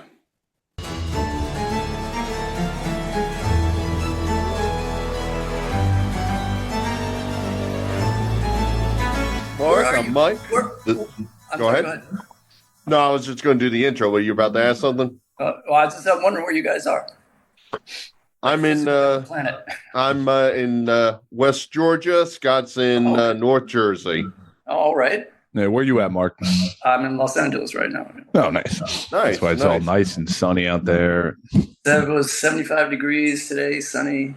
Feel bad for you. I really feel bad for you. Yeah. David Lynch used to do, I don't know if you know, David Lynch used to do the weather report every day. And most of them were like, Los Angeles, 11 o'clock, like blue skies, 75 degrees. Yep. The saying for today is do good work, Yeah. Meanwhile, we're both buried in humidity where we're at. So, I'm sorry. Yeah, we had flash flooding today, so that was fun. Oh no. Mm-hmm. Oh yeah, you guys got dumped on today. Yeah, we got crushed apparently. Not too bad where I am, but my friends from home were showing me pictures of guys chasing their mailboxes down the street. The water was taking crazy. So, oh man. Remember, Verbal Shenanigans, the podcast that gives you weather on the 10s when they come out 3 weeks later. Podcast. Yeah. Mark, thank you so much for giving us some time. I guess I'd like to start off with, as a guy who was worked in stop motion, animation, items like that. When did you kind of realize you had some kind of special kind of acting abilities of movement, if you will? Well, first of all, how did you discover I worked in stop motion? Well, I do my homework before I bring in somebody. Yeah. I mean, don't let him take credit for anything smart during this interview. He has Google. Okay. That's all you. Right? Yeah, it's something I was doing when I was a sprout. When I was a kid, I used to make Super 8 movies, and I was a big fan of Ray Harryhausen, and he did all those. I don't know if you're familiar with those films he did in the the 60s. The Sinbad movie. What was the one called? Golden Voyage of Sinbad, I think, or Seven Voyages of Sinbad, and he did Jason the Argonauts with the skeleton fight. Jason's battling, 8 skeletons, animated skeletons. And, anyway, I was a big fan of that stuff, and I used to make little creatures of my own, and I think that has a lot to do with me getting into the kind of movement I do, because I would, a second of footage was 24 frames, so I was shooting on 2, so I had to break it down, 12 movements per second, and I'd stand in front of the mirror and just kind of be my own model and work out the movements I was going to do with the little creature I made out of, whatever parts were in my father's garage, and latex foam and foam rubber, and then I would translate that to the creature, thinking about the timing, and I honed a lot of my movement skills that way. And later on, in the early '90s, I started working professionally in film and TV, at a place called Colossal Pictures in San Francisco, they did a lot of MTV stuff from that time, a lot of station IDs. We did a series called Liquid Television. I remember that. That was, the original Eon Flux was a cartoon created. Oh, yeah. Peter Chung, I think was the name of the animator. My friend Sintra had a puppet show about a biker chick called Winter Steel. That was another one we did there. But that was kind of my film school in a way. And, I wasn't doing movement so much, but I was doing animation, that was part of it. And then I started working in experimental theater. It's funny. I just listened to your John Law interview, which was great. I've met him. I don't know him well, but I've met him in San Francisco years ago, and just, his reminiscing about the Bay Area at that time. I mean, he was there a lot earlier than I was. He was there in the late 70s. I was there from 84 to 95, and just how he was talking about the scene there, and it was a scene that I was part of at a certain point, and it's very how we talked about how there were like these really brilliant artists, and then there were some who were kind of not so brilliant, but everybody was helping each other, and there's no scrutiny from media, or not like you were saying, not like New York or LA. And that's very true. And people were very supportive of each other, and everybody was helping each other with these crazy projects. And I started a group while I think it was right before. Well, I started working with an experimental theater company called Elbows Akimbo, and then that encompassed like movement, and there was a lot of music and performance stuff.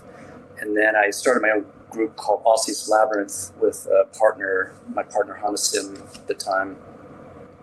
And I spent 17 years touring around the world doing that. And it was all movement based. We did these very kind of animalistic movement with our bodies, these animalistic transformations. And, they are variously described as aliens or liquid lava lights, human lava lights. We perform completely naked, no hair on our bodies, in unusual environments that we felt like we could collaborate with, like castle ruins and treetops and 18th century sailing schooners and 19th century, I guess, actually.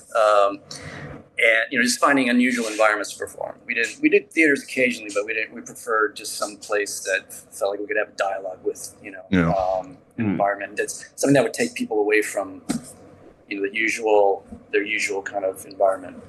No, Mike does the naked, hairless performance. Yeah, right. For himself. That's how we originally did the podcast, and it didn't work, so we had to take 3 months to grow our hair back and get back to work. We should talk. So is your athleticism, like, were you an athlete growing up as far as like, playing sports and whatnot, or did it all come through this learning movement and stage performance and stuff like that? Because you're clearly still in great shape. Like, where does that stem from? I've been a runner most of my life. Okay. So that's, endurance is, which I tell people, like, doing stuff like suit work. One of the main things is endurance. One of the main sort of gifts you have to have is a gift for endurance, because it's psychological endurance. But that was mainly what I tried other things, when I was a kid, dabbled in bass, and I never was really interested in sports very much. So running was, I ended up moving from track and to cross country was more my thing. And I eventually just got rid of the team and just did it on my own. So just like, I was just, I remember going to cross country meets, and, guys would be so nervous. They'd be pissing on the starting line. I was like, what am I doing here? This isn't fun. So that, that's something about, as I got older, I realized I had to take care of my body more, and, I work out as much as I can. Nothing really hardcore, but a lot of cardio. I ride a bike more now. Ride a bicycle. I like still running, like running hills. I go to, Griffith Park here and run hills. I just enjoy that. It's a certain kind of freedom and meditation I really like. So that's part of it.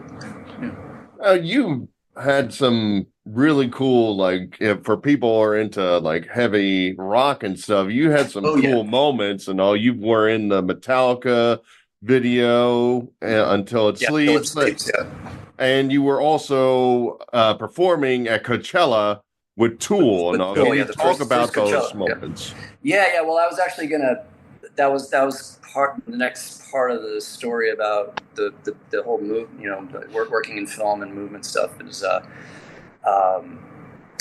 Adam's producer, Adam Jones, the guitarist and the guy who, kind of sort of masterminded the band. And he's in charge of all the visual presentation and everything. Really great guy, really incredible artist. His producer saw us perform in LA, and it must have been 98 or something like that. And she turned Adam on to us, and he turned the rest of the band on to us. And they, I think Adam came to one of our shows. I think he came to the show we did in the LA River,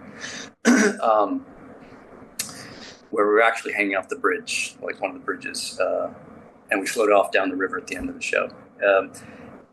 But Adam, a lot of people don't know this, but Adam used to work in makeup effects. He worked at Stan Winston Studios. He worked on the first 2 Terminator films. He worked on the first Predator. He did a lot of those kinds of makeup effects, and all those guys. That's a really tight knit community. I mean, there's a lot of people who do that, but everybody most people know each other, and they move around to the different shops on different shows. And Adam asked us first to do the Schism video. Nice. Which involved a lot of makeup effects. Chet Zar was one of the Cam De Leon and Chet Zar were 2 of the main makeup effects people on that. And this woman named Jean, I feel bad, I can't remember her last name. And then they asked us to go on to do Coachella with them. And then they asked us if we'd do a 50-city North American tour. It's awesome. That started in the end of August 2001. So September 11th, we were actually in Grand Rapids, Michigan. We'd done 3 shows, I think, so far. And we were supposed to be in New York like in 2 weeks. And then the attacks happened. And it was like this whole, are we going to go, is this tour even going to go on? What we ended up doing, we skipped the show, which, there were a lot of really people coming because we were staying near the venue. People fans who were coming and they found the show was canceled and they were just beside themselves. I was like, you guys know what else just happened? Yeah. So we dropped that show and then picked up the tour at the next, I can't remember what the next venue was, but then I think we were in Canada right after that, in Toronto and Montreal, and then we were in New York at Madison Square Garden. We had 2 gigs there, 2 sold out nights there. And the whole venue was rigged. There was police cars. I think it was about 5 or 6 deep, just rigging the venue. Wow. And it was the first big event after the attacks to happen there. So it was very, it's very strange time to be touring. And then we finished the rest of the tour. It was great. What's it like working for those guys? Because they're notorious perfectionists. They drive their fans insane because they love them so much, but they'll take 6, 7, 8 years between albums and scrap things. And I'm curious, as far as working for them, what are they like? Well, that wasn't our, I mean, that's how they generate music. Yep. They experiment a lot. They try all these different things. I've been to their rehearsal studio and awesome. And they're just like, you try this, you try this, you try this. And they just they don't just stick with first choices. Oh, what if we try this? What if we Danny does this time signature and Justin's playing this in opposition to that, and then Adam just I know. But what Adam said to us is you guys do whatever you want. Nice. Nice.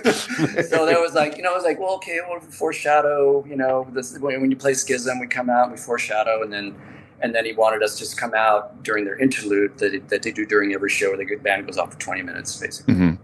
So we came on and just performed, and then Danny would come on and start playing drums. And, depending on who was touring with them, at one point Fantomas was touring with them, so Dave Lombardo came and played with Dan. Yep. And it was just and we're up there hanging upside down off the ropes over the stage, and we're just oh my God. It's incredible. Yeah, I've been lucky enough to see them twice, and it's insanely incredible, what they do. It's always funny to hear interviews with Maynard, and they're like, when's the next album? They're like, I don't know.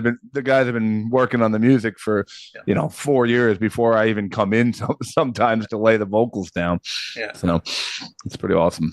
Yeah, actually, Adam just recently, I don't know if they started using it yet, or if they were going to use it on their last European tour thing. But I've been making a short film, and I have this strange suit that I made, and I posted some pictures on Instagram or something. And Adam was like, "Hey, can I rent that suit from you to shoot some stuff?" And I was like, "Well, I have all this footage that I've been shooting. If you want to look at what I've been doing," so they licensed some of that for me to use for visuals for the show. I actually was just thinking about it the other day because I was catching up on taxes, and I'm like, oh, I have this 1099 from Tool. I should ask Adam. What they did with that. So yeah, I mean, they're great to work with. I mean, Adam's a buddy, and I hadn't seen any of them in quite a few years, and then I went to they did a show here in LA, and it was not this last Valentine's Day, but the 2024. Mm-hmm. And I saw them at that show, and it was great. They're awesome. They're awesome guys. I have awesome. Just have great memories of working with them, and they're very cool. Yeah. So you develop your performance art, and you kind of bring it over to Hollywood. I'm kind of curious, when you do tryouts for different things, is it more, I want to show you what I think the monster does, or is it more, we have an idea of what the monster does, can you do what we want? Yeah. Well, often it's, usually what happens is I get a call from, often it's a makeup effects artist who's working on somebody I've worked with before, or somebody's recommended me to, and they're like, hey, I'm doing this creature thing, can I pitch you for it? And then, I see the script, I hopefully talk to directors. I come up with my own ideas. You want to have some ideas. I mean, you see what's being done, and it inspires you in some way. You come up with ideas. A lot of times directors have ideas. They have good direction. Sometimes they don't know. They actually don't really know what they want or what they're looking for. They just want you to show them something. And sometimes they have trouble making decisions, and you just kind of, it can be a little difficult sometimes, because they don't necessarily know what they want or know how to talk about what they're trying to get, or if they haven't worked with creatures before, that's they don't understand what's involved. So you usually have to come with something, but often the directors they give you a reference, and that's great. Whether it's animal reference, a lot of times you get references from other films, which is part of the problem why a lot of stuff just looks the same. Mm-hmm. Because they're just references. It's like, there's another world out there, you guys. There's there's animals, and there's all kinds. There's the natural world. There's all kinds of things to reference. But sometimes they'll come up through, okay, think of meerkats, or think of, this kind of creature. You're a shark. You have that. They want that vibe, for instance, which is what the Duffers told me on. The first time I actually got direction from them on Stranger Things, because we were about to shoot the first shot, and I was like, hey, I asked the ADs, like, hey, can you have Ross and Matt come over? I want to have some questions for them. And they were like, you're the shark, you're like the shark from Jaws, or something. They said, something to that effect. And that was a really good direction, because okay, I'm this creature that lives in this other atmosphere that comes over here to feed, comes and grabs these people in this other atmosphere to feed on, and I'm just this eating machine. I'm very single-minded, and so that was so you get very good direction sometimes like that. And you want that, because you want that frees you up more in a sense, because what the parameters are, rather than sometimes you just feel like you're floundering around and like, what about this? And you're and you're not getting enough feedback, because they're not sure of what you're doing or what they want, or they're afraid to, especially on big projects, where they're afraid to make decisions sometimes, depending on what it is, who it is. Not always. I mean, none of this is always the same across the boards, but all these, you have to be prepared for pretty much anything. You have to have your own ideas, but you have to be open to feedback. And a lot of times the makeup effects artists, you work with them because they have ideas, and they've created the character. They've visualized the characters, and they're making the makeup. They're creating the makeup, and they have ideas of how they would move. Other times, the other thing that has happened in the past is where,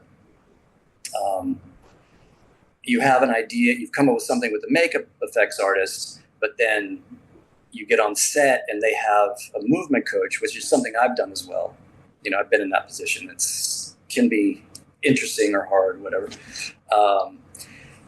And so you work with them to see what they want, but then you get on set and the director wants something completely different. That's happened to me before too. And I'm just like, what do I, you know, you know, and it's like the worst thing you can do is actually try and split the difference, which I've done before, which I've realized is a mistake.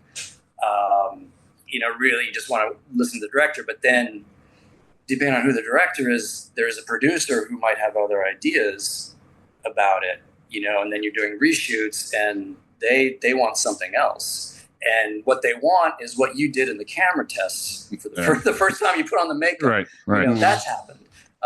So it can be, you know, it can be a little complicated sometimes. How well this is how stupid I am. When Mike booked you, and he was like, yeah, he was the Demogorgon. I didn't even know I thought it was, you know, CGI, and I went back and watched this during. I'm like, oh my god, like, you know, I can't believe that's a guy moving like this. When it comes like to these projects, like Stranger Things, like, do you have a feeling when you go there, like this is going to be a big, you know, a big smash hit? Like, is there a feeling on set, or are the ones you show up to like, oh god, I just got to get in the costume and get this over with, because the feeling's just not there? Yeah, well, let me address what you said, the first thing you said, which is CGI part, yeah, CGI thing, because there is a CGI involved, right? Especially later in the later episodes, because he's jumping around like Spider-Man. Sure, so that's definitely part of the process. And you know, the suit I had is amazing. I mean, the way the head moved, I wish we could bring it to like a convention, because if people saw the head, the animatronic head, they'd flip out. Yeah. Because what you see in the show just kind of does this kind of like, you know, like sort of opens and closes like viciously or whatever. It's so articulated. I think they can move like an octopus sometimes. The way that the man who designed the animatronics and built it for a company called Spectral Motion did the suit. I worked with them on a few other things, Scary Stories to Tell in the Dark, and other things. Mark Zatrakian designed the animatronics, and it's just he's brilliant. Like the way the thing moves is just incredible. And then I have these these arms that I'm kind of puppeting, because my actual arms are outside the arms, and I'm on stilts. So, you know, there's certain, you know, I couldn't jump around like Spider-Man if I wanted to. Gotcha. So there's certain limitations to what you can do with that. But as far as, you know, what you think the project is going to be, you know, how you think it's going to come out, is you really, well, there's some things you read and it's like, well, I get to work with some friends on this one. I was like, I'll get paid well on this one or something, but, you know, I'll have a good time. I always have a good time, you know, and I enjoy working, you know, especially with the makeup effects community. Like, I love working with those people. They're just a joy to work with. And, you know, or, you know, like on Stranger Things, I looked at the call sheet when I got to location. I was like, oh, my friend Tobias is in this, you know, you know, so that's cool. You just find new friends. You know, it's like being kids. You're working with your friends. But this one, I met the Duffers at Carmen Cuba's casting studio out here, and just had a good vibe. You know, like they were talking about how they used to make, you know, films. When, I mean, of course, they were shooting theirs on video. I'm a little older than them, so, you know, I was doing Super 8. So we talked about like making, you know, animated films when we were kids or whatever, and just had a good vibe. You know, had a good, you know, it was good. And then I got, you know, a couple days later, I got a call that they wanted to work with me, and then I started getting scripts, and I was like, oh, these are actually well written. You know, these are good scripts. This is interesting. And then I found the cast, and I knew Winona was in it. You know, a lot of the other actors, you know, they weren't known, but they seemed cool. And then it was a cool vibe on set, you know, and that all comes down from the top, you know, that's the Duffers, that's Sean Levy, the producer, you know, everybody was great. Just like anybody just felt, if you feel like sometimes you're on a show, especially if it's a really big one where it kind of feels a little bit like the departments are working against each other. Like nobody's like, aren't we on the same team here? Can we just cooperate a little bit more? But that one felt, everybody was working together. Everybody's on the same page. It was a very enjoyable shoot. I really enjoyed it. Everybody was great. The kids were great to work with. They were these young, young kids that nobody really had, seen very little of in, any shows or, I know Gaten was working a lot in theater but it was a great vibe on set, but I don't think anybody realized what kind of a cultural touchstone it become. It's like I don't think you really predict those things. It was sort of lightning in a bottle in a way, But I think, you can look at it and say, oh, it's because it's a multi-generational thing. It's an homage to a certain period of filmmaking, certain type of filmmaking that people really loved and grew up on. Or if they didn't grow up on it, they love it now because it's just, it's very generous and, and fun, and it doesn't insult the audience, doesn't take them for granted, and you can tell the people are doing it are enjoying themselves, So maybe that answers your question. Yeah. Talk about the mental aspect of your work, because as I got ready for this, I watched Scary Stories to Tell in the Dark. They talk about how you could barely move, super hot in the costume. You talked about on Priests, you be in the costume, you can't see, you can't hear, you can't go to the bathroom for 10 hours. How do you keep that mentality of staying focused of this is how I want to move, this is how I want to do the character, while at the same time, like, hey, I can barely breathe in here and I got 8 more hours to shoot? Yeah, and I really need to piss. Yeah.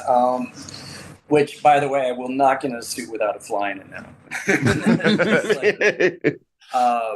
Priest wasn't even the longest. I mean, I did this one where it was, you're always in, if you're doing any kind of, really intense makeup, if you're in the chair for whatever, anywhere from 2 to 6 hours or something. So you're in way before everybody else. Right. And the makeup artist is usually in right before you. So they're in longer. And then you shoot, then you have the shoot day. The crew call is like, 4 hours after you show up. And they're expecting to work like 14 hours or something. Yeah. And then, maybe getting out of makeup is an hour. So it can be a couple hours, can be 15 minutes, depending. Well, I'm sorry, what was the question?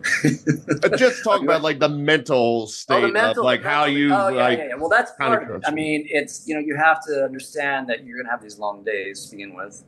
The makeup process can be, sometimes it's not bad. Sometimes you sit in the chair shooting the shit with your makeup artist and they're putting stuff on your face and, maybe it smells bad or whatever, stings a little bit, whatever. But sometimes you're standing there naked, in Pennsylvania in a trailer, and there's a blizzard outside, and they have to open the door because there's too much mist from all the airbrushes that are going. That they need to get some air inside, and they're putting the makeup that's in the airbrush. They have to thin it with alcohol, so it goes on. It's cold. For instance, a lot of times you get in. I have these. Some of the stuff that you encountered in your research where, you're in this suit, you're in a full suit. The character doesn't have eyes, doesn't have a nose, doesn't have ears, so you don't have any of those organs to use. You have your mouth to breathe out of, but you have giant dentures in those. You have these giant rubber talons that are completely useless. Like you have 3 giant rubber fingers, and you can't, you couldn't fluff a pillow with them barely, because they're just really useless. And you can't get out of this by yourself because it's this heavy, it's this really tough foam latex rubber. You're glued into it. But the good part is you have a crew, you have a team of 2 or 3 people who are taking care of you, are always monitoring you and checking with you and making sure you have everything you need. If you need something, some Gatorade or some potato chips or whatever. but at the same time, it's incredibly, when you can't hear very well, you can't see, you're just there with your thoughts. Yeah. Oh, that sounds terrible. And if you have a little bit of claustrophobia like I do, you have a moment a lot of times when I first get in a suit and I'm sealed in, I just have this moment where I'm like, I might die in here. And it's, that passes really quick. That's usually just a moment. Then I'm fine. Then you just get used to it. It's like, oh, this is no big deal. But it can be difficult because you don't want to eat too much. You don't have to drink too much because you have to go to the bathroom, but you want to stay hydrated. And you might be really, sometimes it can be really incredibly, sometimes it's not that uncomfortable. Sometimes it's incredibly uncomfortable. And then you have to perform. But for me, when I'm on set, I'm in my happy place. Everything just kind of fades in the background. I'm just there to perform. There may be things that are, distracting me, something about the suit, something about the biometrics that I have in the suit, something about how I'm able to breathe or move. My moves might be constricted, so I can't necessarily do what I would prefer to do if I had more liberty of movement. Mm-hmm. So there are those limitations. And you do have to have some kind of physical command. You have to have, some kind of control of your body to be able to express what this character is, that it comes from this different gravity, that it eats this different thing, that it breathes this different air, that it wants this thing that its victims don't understand. But ultimately it's, I feel like I found a continuity between my childhood and my adult life.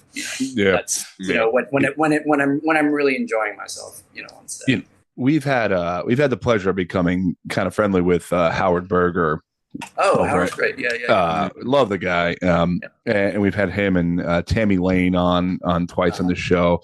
Yeah. And then they hooked us up with Dirk Rogers, who was playing all sorts of, monsters and whatnot. And it seems like the common thread is like, to do the work you guys do, they just have to find the people that can sit in that chair for that long and can embrace it and have the right mentality, because they said like it just makes the whole difference between the shoot, like whether it's a nightmare, some actor that's never done this stuff before, or like veterans like you guys, like it just, I feel like that makes the world of difference for their job and your job.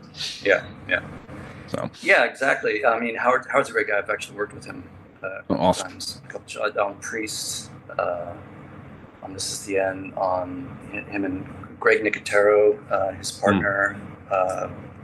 What was that called? The Unborn. But yeah, that's, like I said, you do have to have command, but like endurance is really important. And that's part of what Howard's talking about. You need people who are going to be able to just mentally be able to stay, because there's a lot of waiting around. I said, when I'm on set, I'm in my happy place. I'm just like, yeah, okay, let's do this. And I'm having a great time, even if I haven't pissed for 8 hours or whatever. Because then I just start sweating it out. It can be it's really disgusting sometimes when, they take off your hand at the end of the day and just water just pours out, because you've been sweating in there for however many hours. You're in New Orleans in the summer, and you've lost 5 pounds of water weight, but it's all in the suit.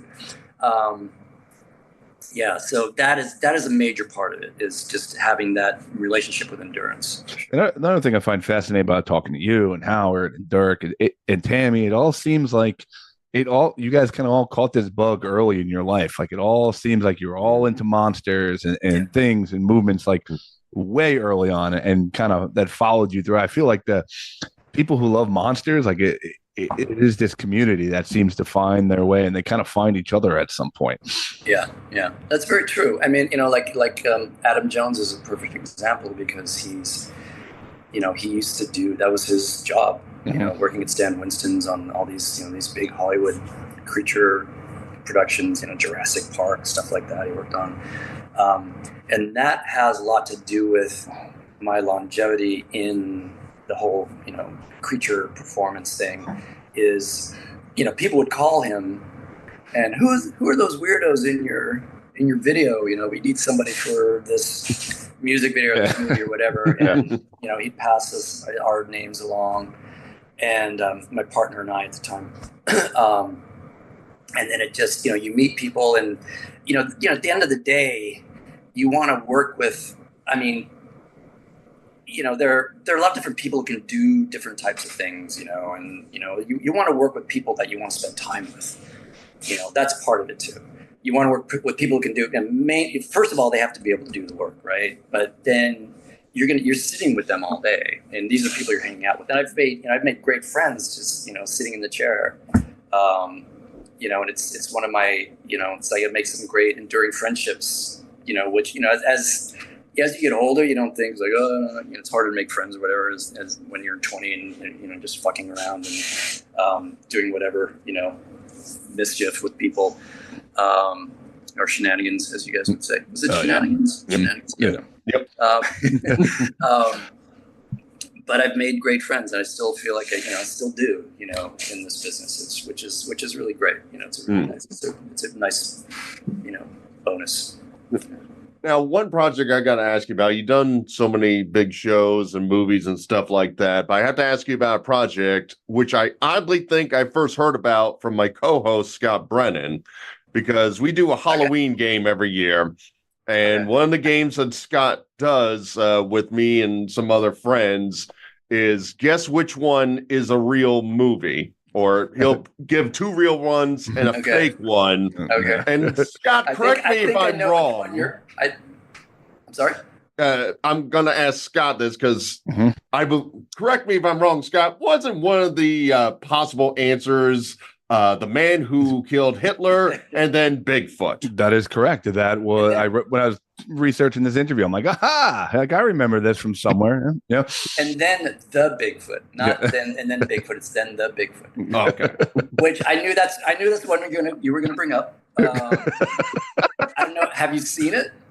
I've seen like video clips of it, and I saw you fighting Sam Elliott, which is an awesome thing to say out loud. Yeah, he's an awesome guy, by the way. But you know, when I first got contacted about that, I was like, "Oh, this must be a comedy." But it's not. It's actually it's a very movie. You know, it's like it's very you know, very kind of sort of traditional narrative in a sense. You know, it hits all the right beats. John Sayles actually produced that, so he had a, you know, and you can you know kind of get his vibe a little bit in that movie. But it was actually a really fun project. And that was actually Spectral Motion as well. That was, they did the Bigfoot, they did Demogorgon, and they did they worked on Scary Stories to Tell in the Dark. Norman Cabrera and Mike Hill did the two characters I did in Scary Stories. They're working for Mike Elizaldi's Spectral Motion shop. And then it was actually a fun shoot. We shot that in rural Massachusetts. And the very first day, we did the biggest stunt, which I never think is a good idea to do. I start there, which is like me jumping off this like 10-foot rock onto Sam Elliott's stunt double. And I had these giant, lenses. They weren't even on my head. They're part of the suit. These giant lenses for the eyes, and they had this little crescent in the bottom to see through. And as soon as I get in the suit, I start sweating. So that was fogged up, and I'm trying to see where the mat is, And we did it a couple times, and it was all right. But they wanted another take, and it was one of those times where right after you launch, you're like, uh-oh, it's like, oh, this isn't quite right. Yeah. So I think I just missed the mat, and I twisted my ankle. And the rest of the shoot was me battling Sam Elliott, like we're scrambling over these cliffs, over these rocks, and I don't know what it was, but it was a pretty serious injury because I was limping the whole time. But I mean, this is just a anecdote from that. But it was generally, I really enjoyed that. I really enjoyed making that film. And I think it's a good film. I encourage people to check it out. So you're at the point where you've done so much as far as whether it's stage performance or in movies or genres. Like, is there something that you're looking at down the line, like a specific creature or like a myth or something that you want to do that you haven't done yet or you're working towards? There is, but I don't know what it is. I mean, it's always like I'm one of those people that's like my favorite project is the next one. And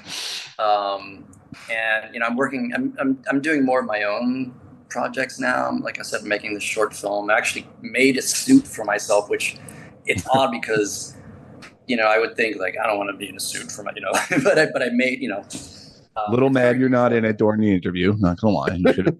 What's that? A little mad you're not in it during the interview, but we'll let that go. Yeah.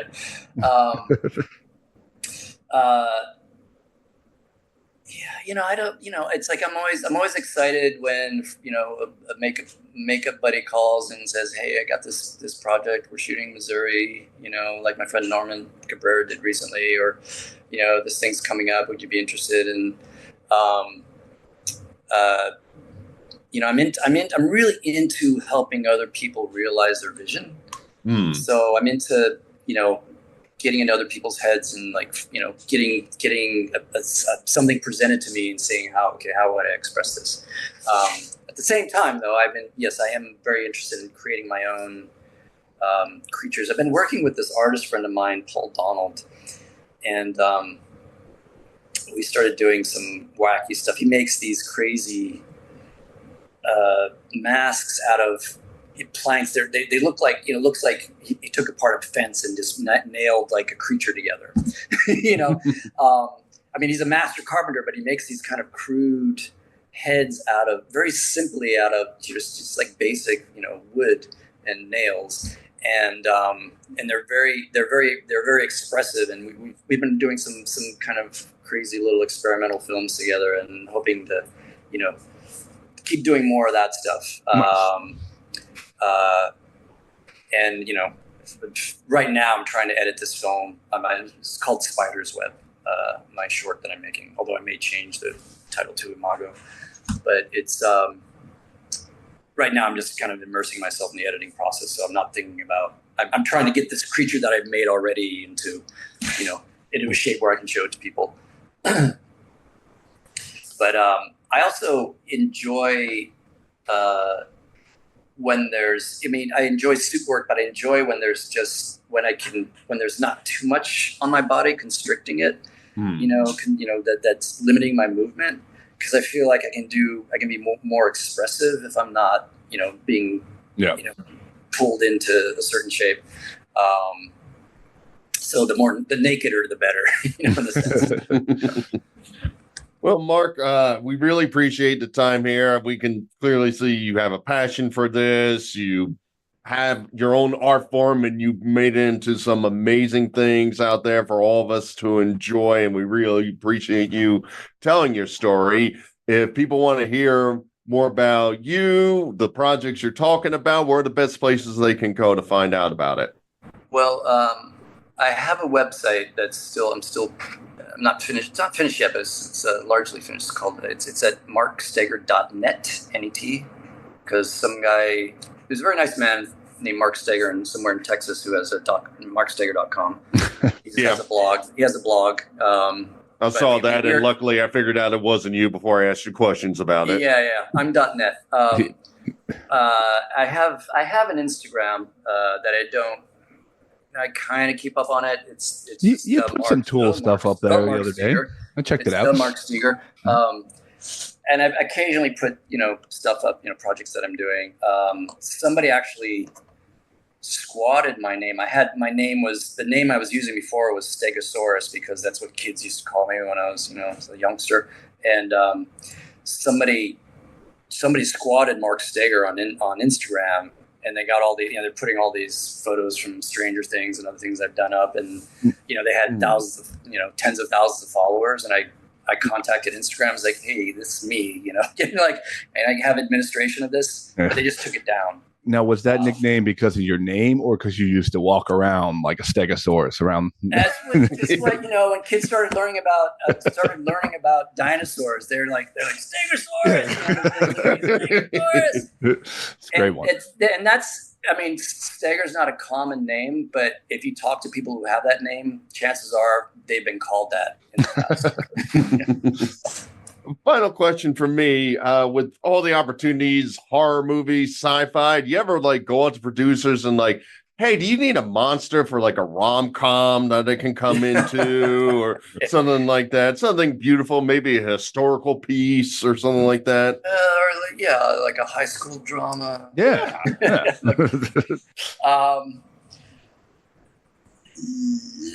That hasn't occurred to me, but I will keep that in mind. That's not a bad idea. I do work sometimes as a movement director or choreographer, depending on what kind of title they allow me. But it's usually for these kinds of unusual creatures. But then sometimes, like I was a choreographer for American Horror Story for the Coven season, and I was working on all the voodoo zombies, and then I worked with Angela Bassett on some of the voodoo rituals. Cool. And that was really fun. At one point, the producer came to me and he said, "So we actually need a choreographer. I've been looking for a choreographer for this masquerade ball for people have to be waltzing." And he's like, "Can you do that?" And I didn't miss a beat. I was like, "Yeah, sure." So I immediately went back to my hotel room. I was like, waltz, looking at waltz, to see how it's done. And, basically, so I just had a bunch of people come in, they did this casting call and had all these people come in to audition.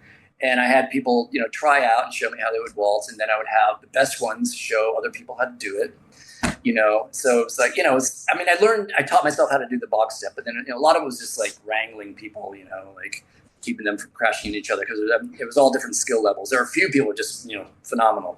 They they took lessons and stuff, but the this was in New Orleans, and it's a relatively small city with if you want a second line, if you want jazz, you want any kind of voodoo stuff, you want that kind of intense sort of artistry. They have it, obviously, more than anybody else. But as far as people who waltz, it was like, it's kind of slim pickings. But yeah, so it's like I'm open to anything. People throw things at me. Awesome. I've directed music videos where people are just there's girls dancing, or whatever. I'm open to a challenge. Mark, thank you so much for your time. We wish you luck on your future projects, and we'd love to talk to you sometime down the road. Sure. Thanks, fellas. Thanks, Mark, man. Yeah, it's awesome. Good luck. Yeah.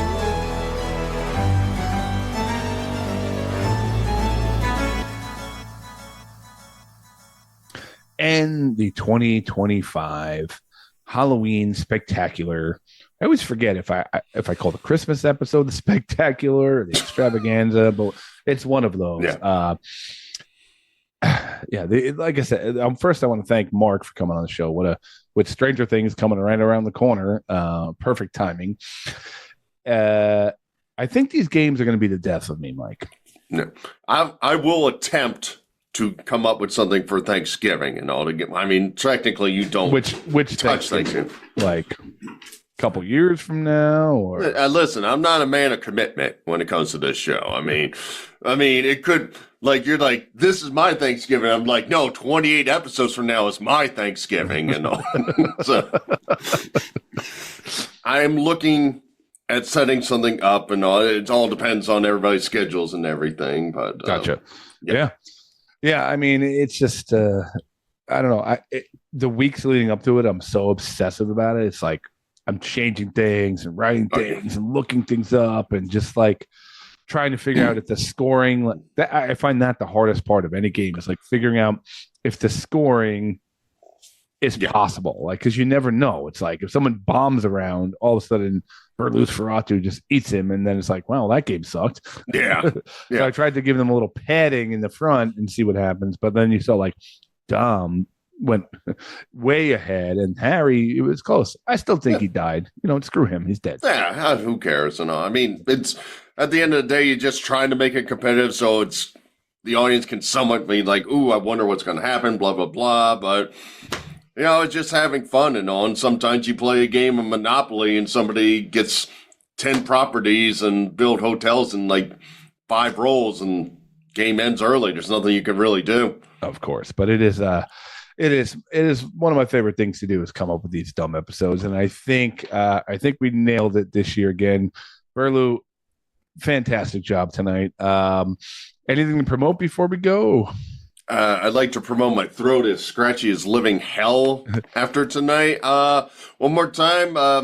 I know by the time this episode's out, my wife's release party will be over. But again, if you're on Spotify or Apple Music, check out Izzy Burlew's Survivor Story. She's got 9 original songs. She's put her heart out into it. She's getting a lot of feedback from the music community down here. I mean, I believe she can headline Walden Jam if it ever comes back. That's how big she can be right here. But it's amazing music. I love her, and you'll love her if you listen to it. Izzy Burlew, Survivor Story. And I will just promote us. Check out some of the old past holiday episodes. I think I'm going to finally get back to the newsletter this week with something Halloween related and the past guests that we've had and some of the bits and stuff like that, and some video clips of his lordship there tonight. So I think it'll be a good way to get back on the newsletter on Substack. Subscribe to Verbal Shenanigans. It's been tough. A lot of things going on here in the Brennan households. It's been hard to really commit back to that and get this podcast out and schedule guests and all that. But we got you. We got you. Things have been laid back in the Burlew household. I mean, dogs bark once in a while, but I mean, all in all, my life's is pretty good. I just figure I'd share with you. Things must be laid back when you're allowed to dress up in 3 different vampire costumes. Now, I will point out, I know we're ending this episode, but that was the kind of funny thing was, number one, I went into work today, so I couldn't even like prep earlier. I had to come back, and then there's like a weird thing where I'm like, I never put on like monster makeup before. How long does this take? So I'm trying to figure out when to do that. And I'm like, well, I got to go shopping, so I can't do it too early because I'm not going to go shopping with the makeup on, or if the dogs need anything. And then I had fangs because I'm actually going to use the first costume as like a Halloween party costume. Yep. And then they're like, I'm like, oh, I guess I just shove it in. Then it's like, well, there's a solvent here, and you got to boil the water, and then you got to put it in, and then you got to put it in, and then you got to shove it in your teeth. And I'm starting to boil water, and I'm reading, and I start saying to myself, well, wait a minute, can I even do the voice with the damn fangs in? And I put them in, and I gave it a shot. I'm like, all right, fangless tonight. So I would have loved if you didn't let it cool, and you put the fangs in, and your voice turned into that. You roasted yourself. Burlew, you're really pulling it all through. Man, I'm in pain. But yeah, we got lots of fun stuff coming up. Glad to get this out of the way. Hope you guys enjoyed it. Other than that, guys, life is funny. Laugh at it. Keep the wind at your back. See you next year.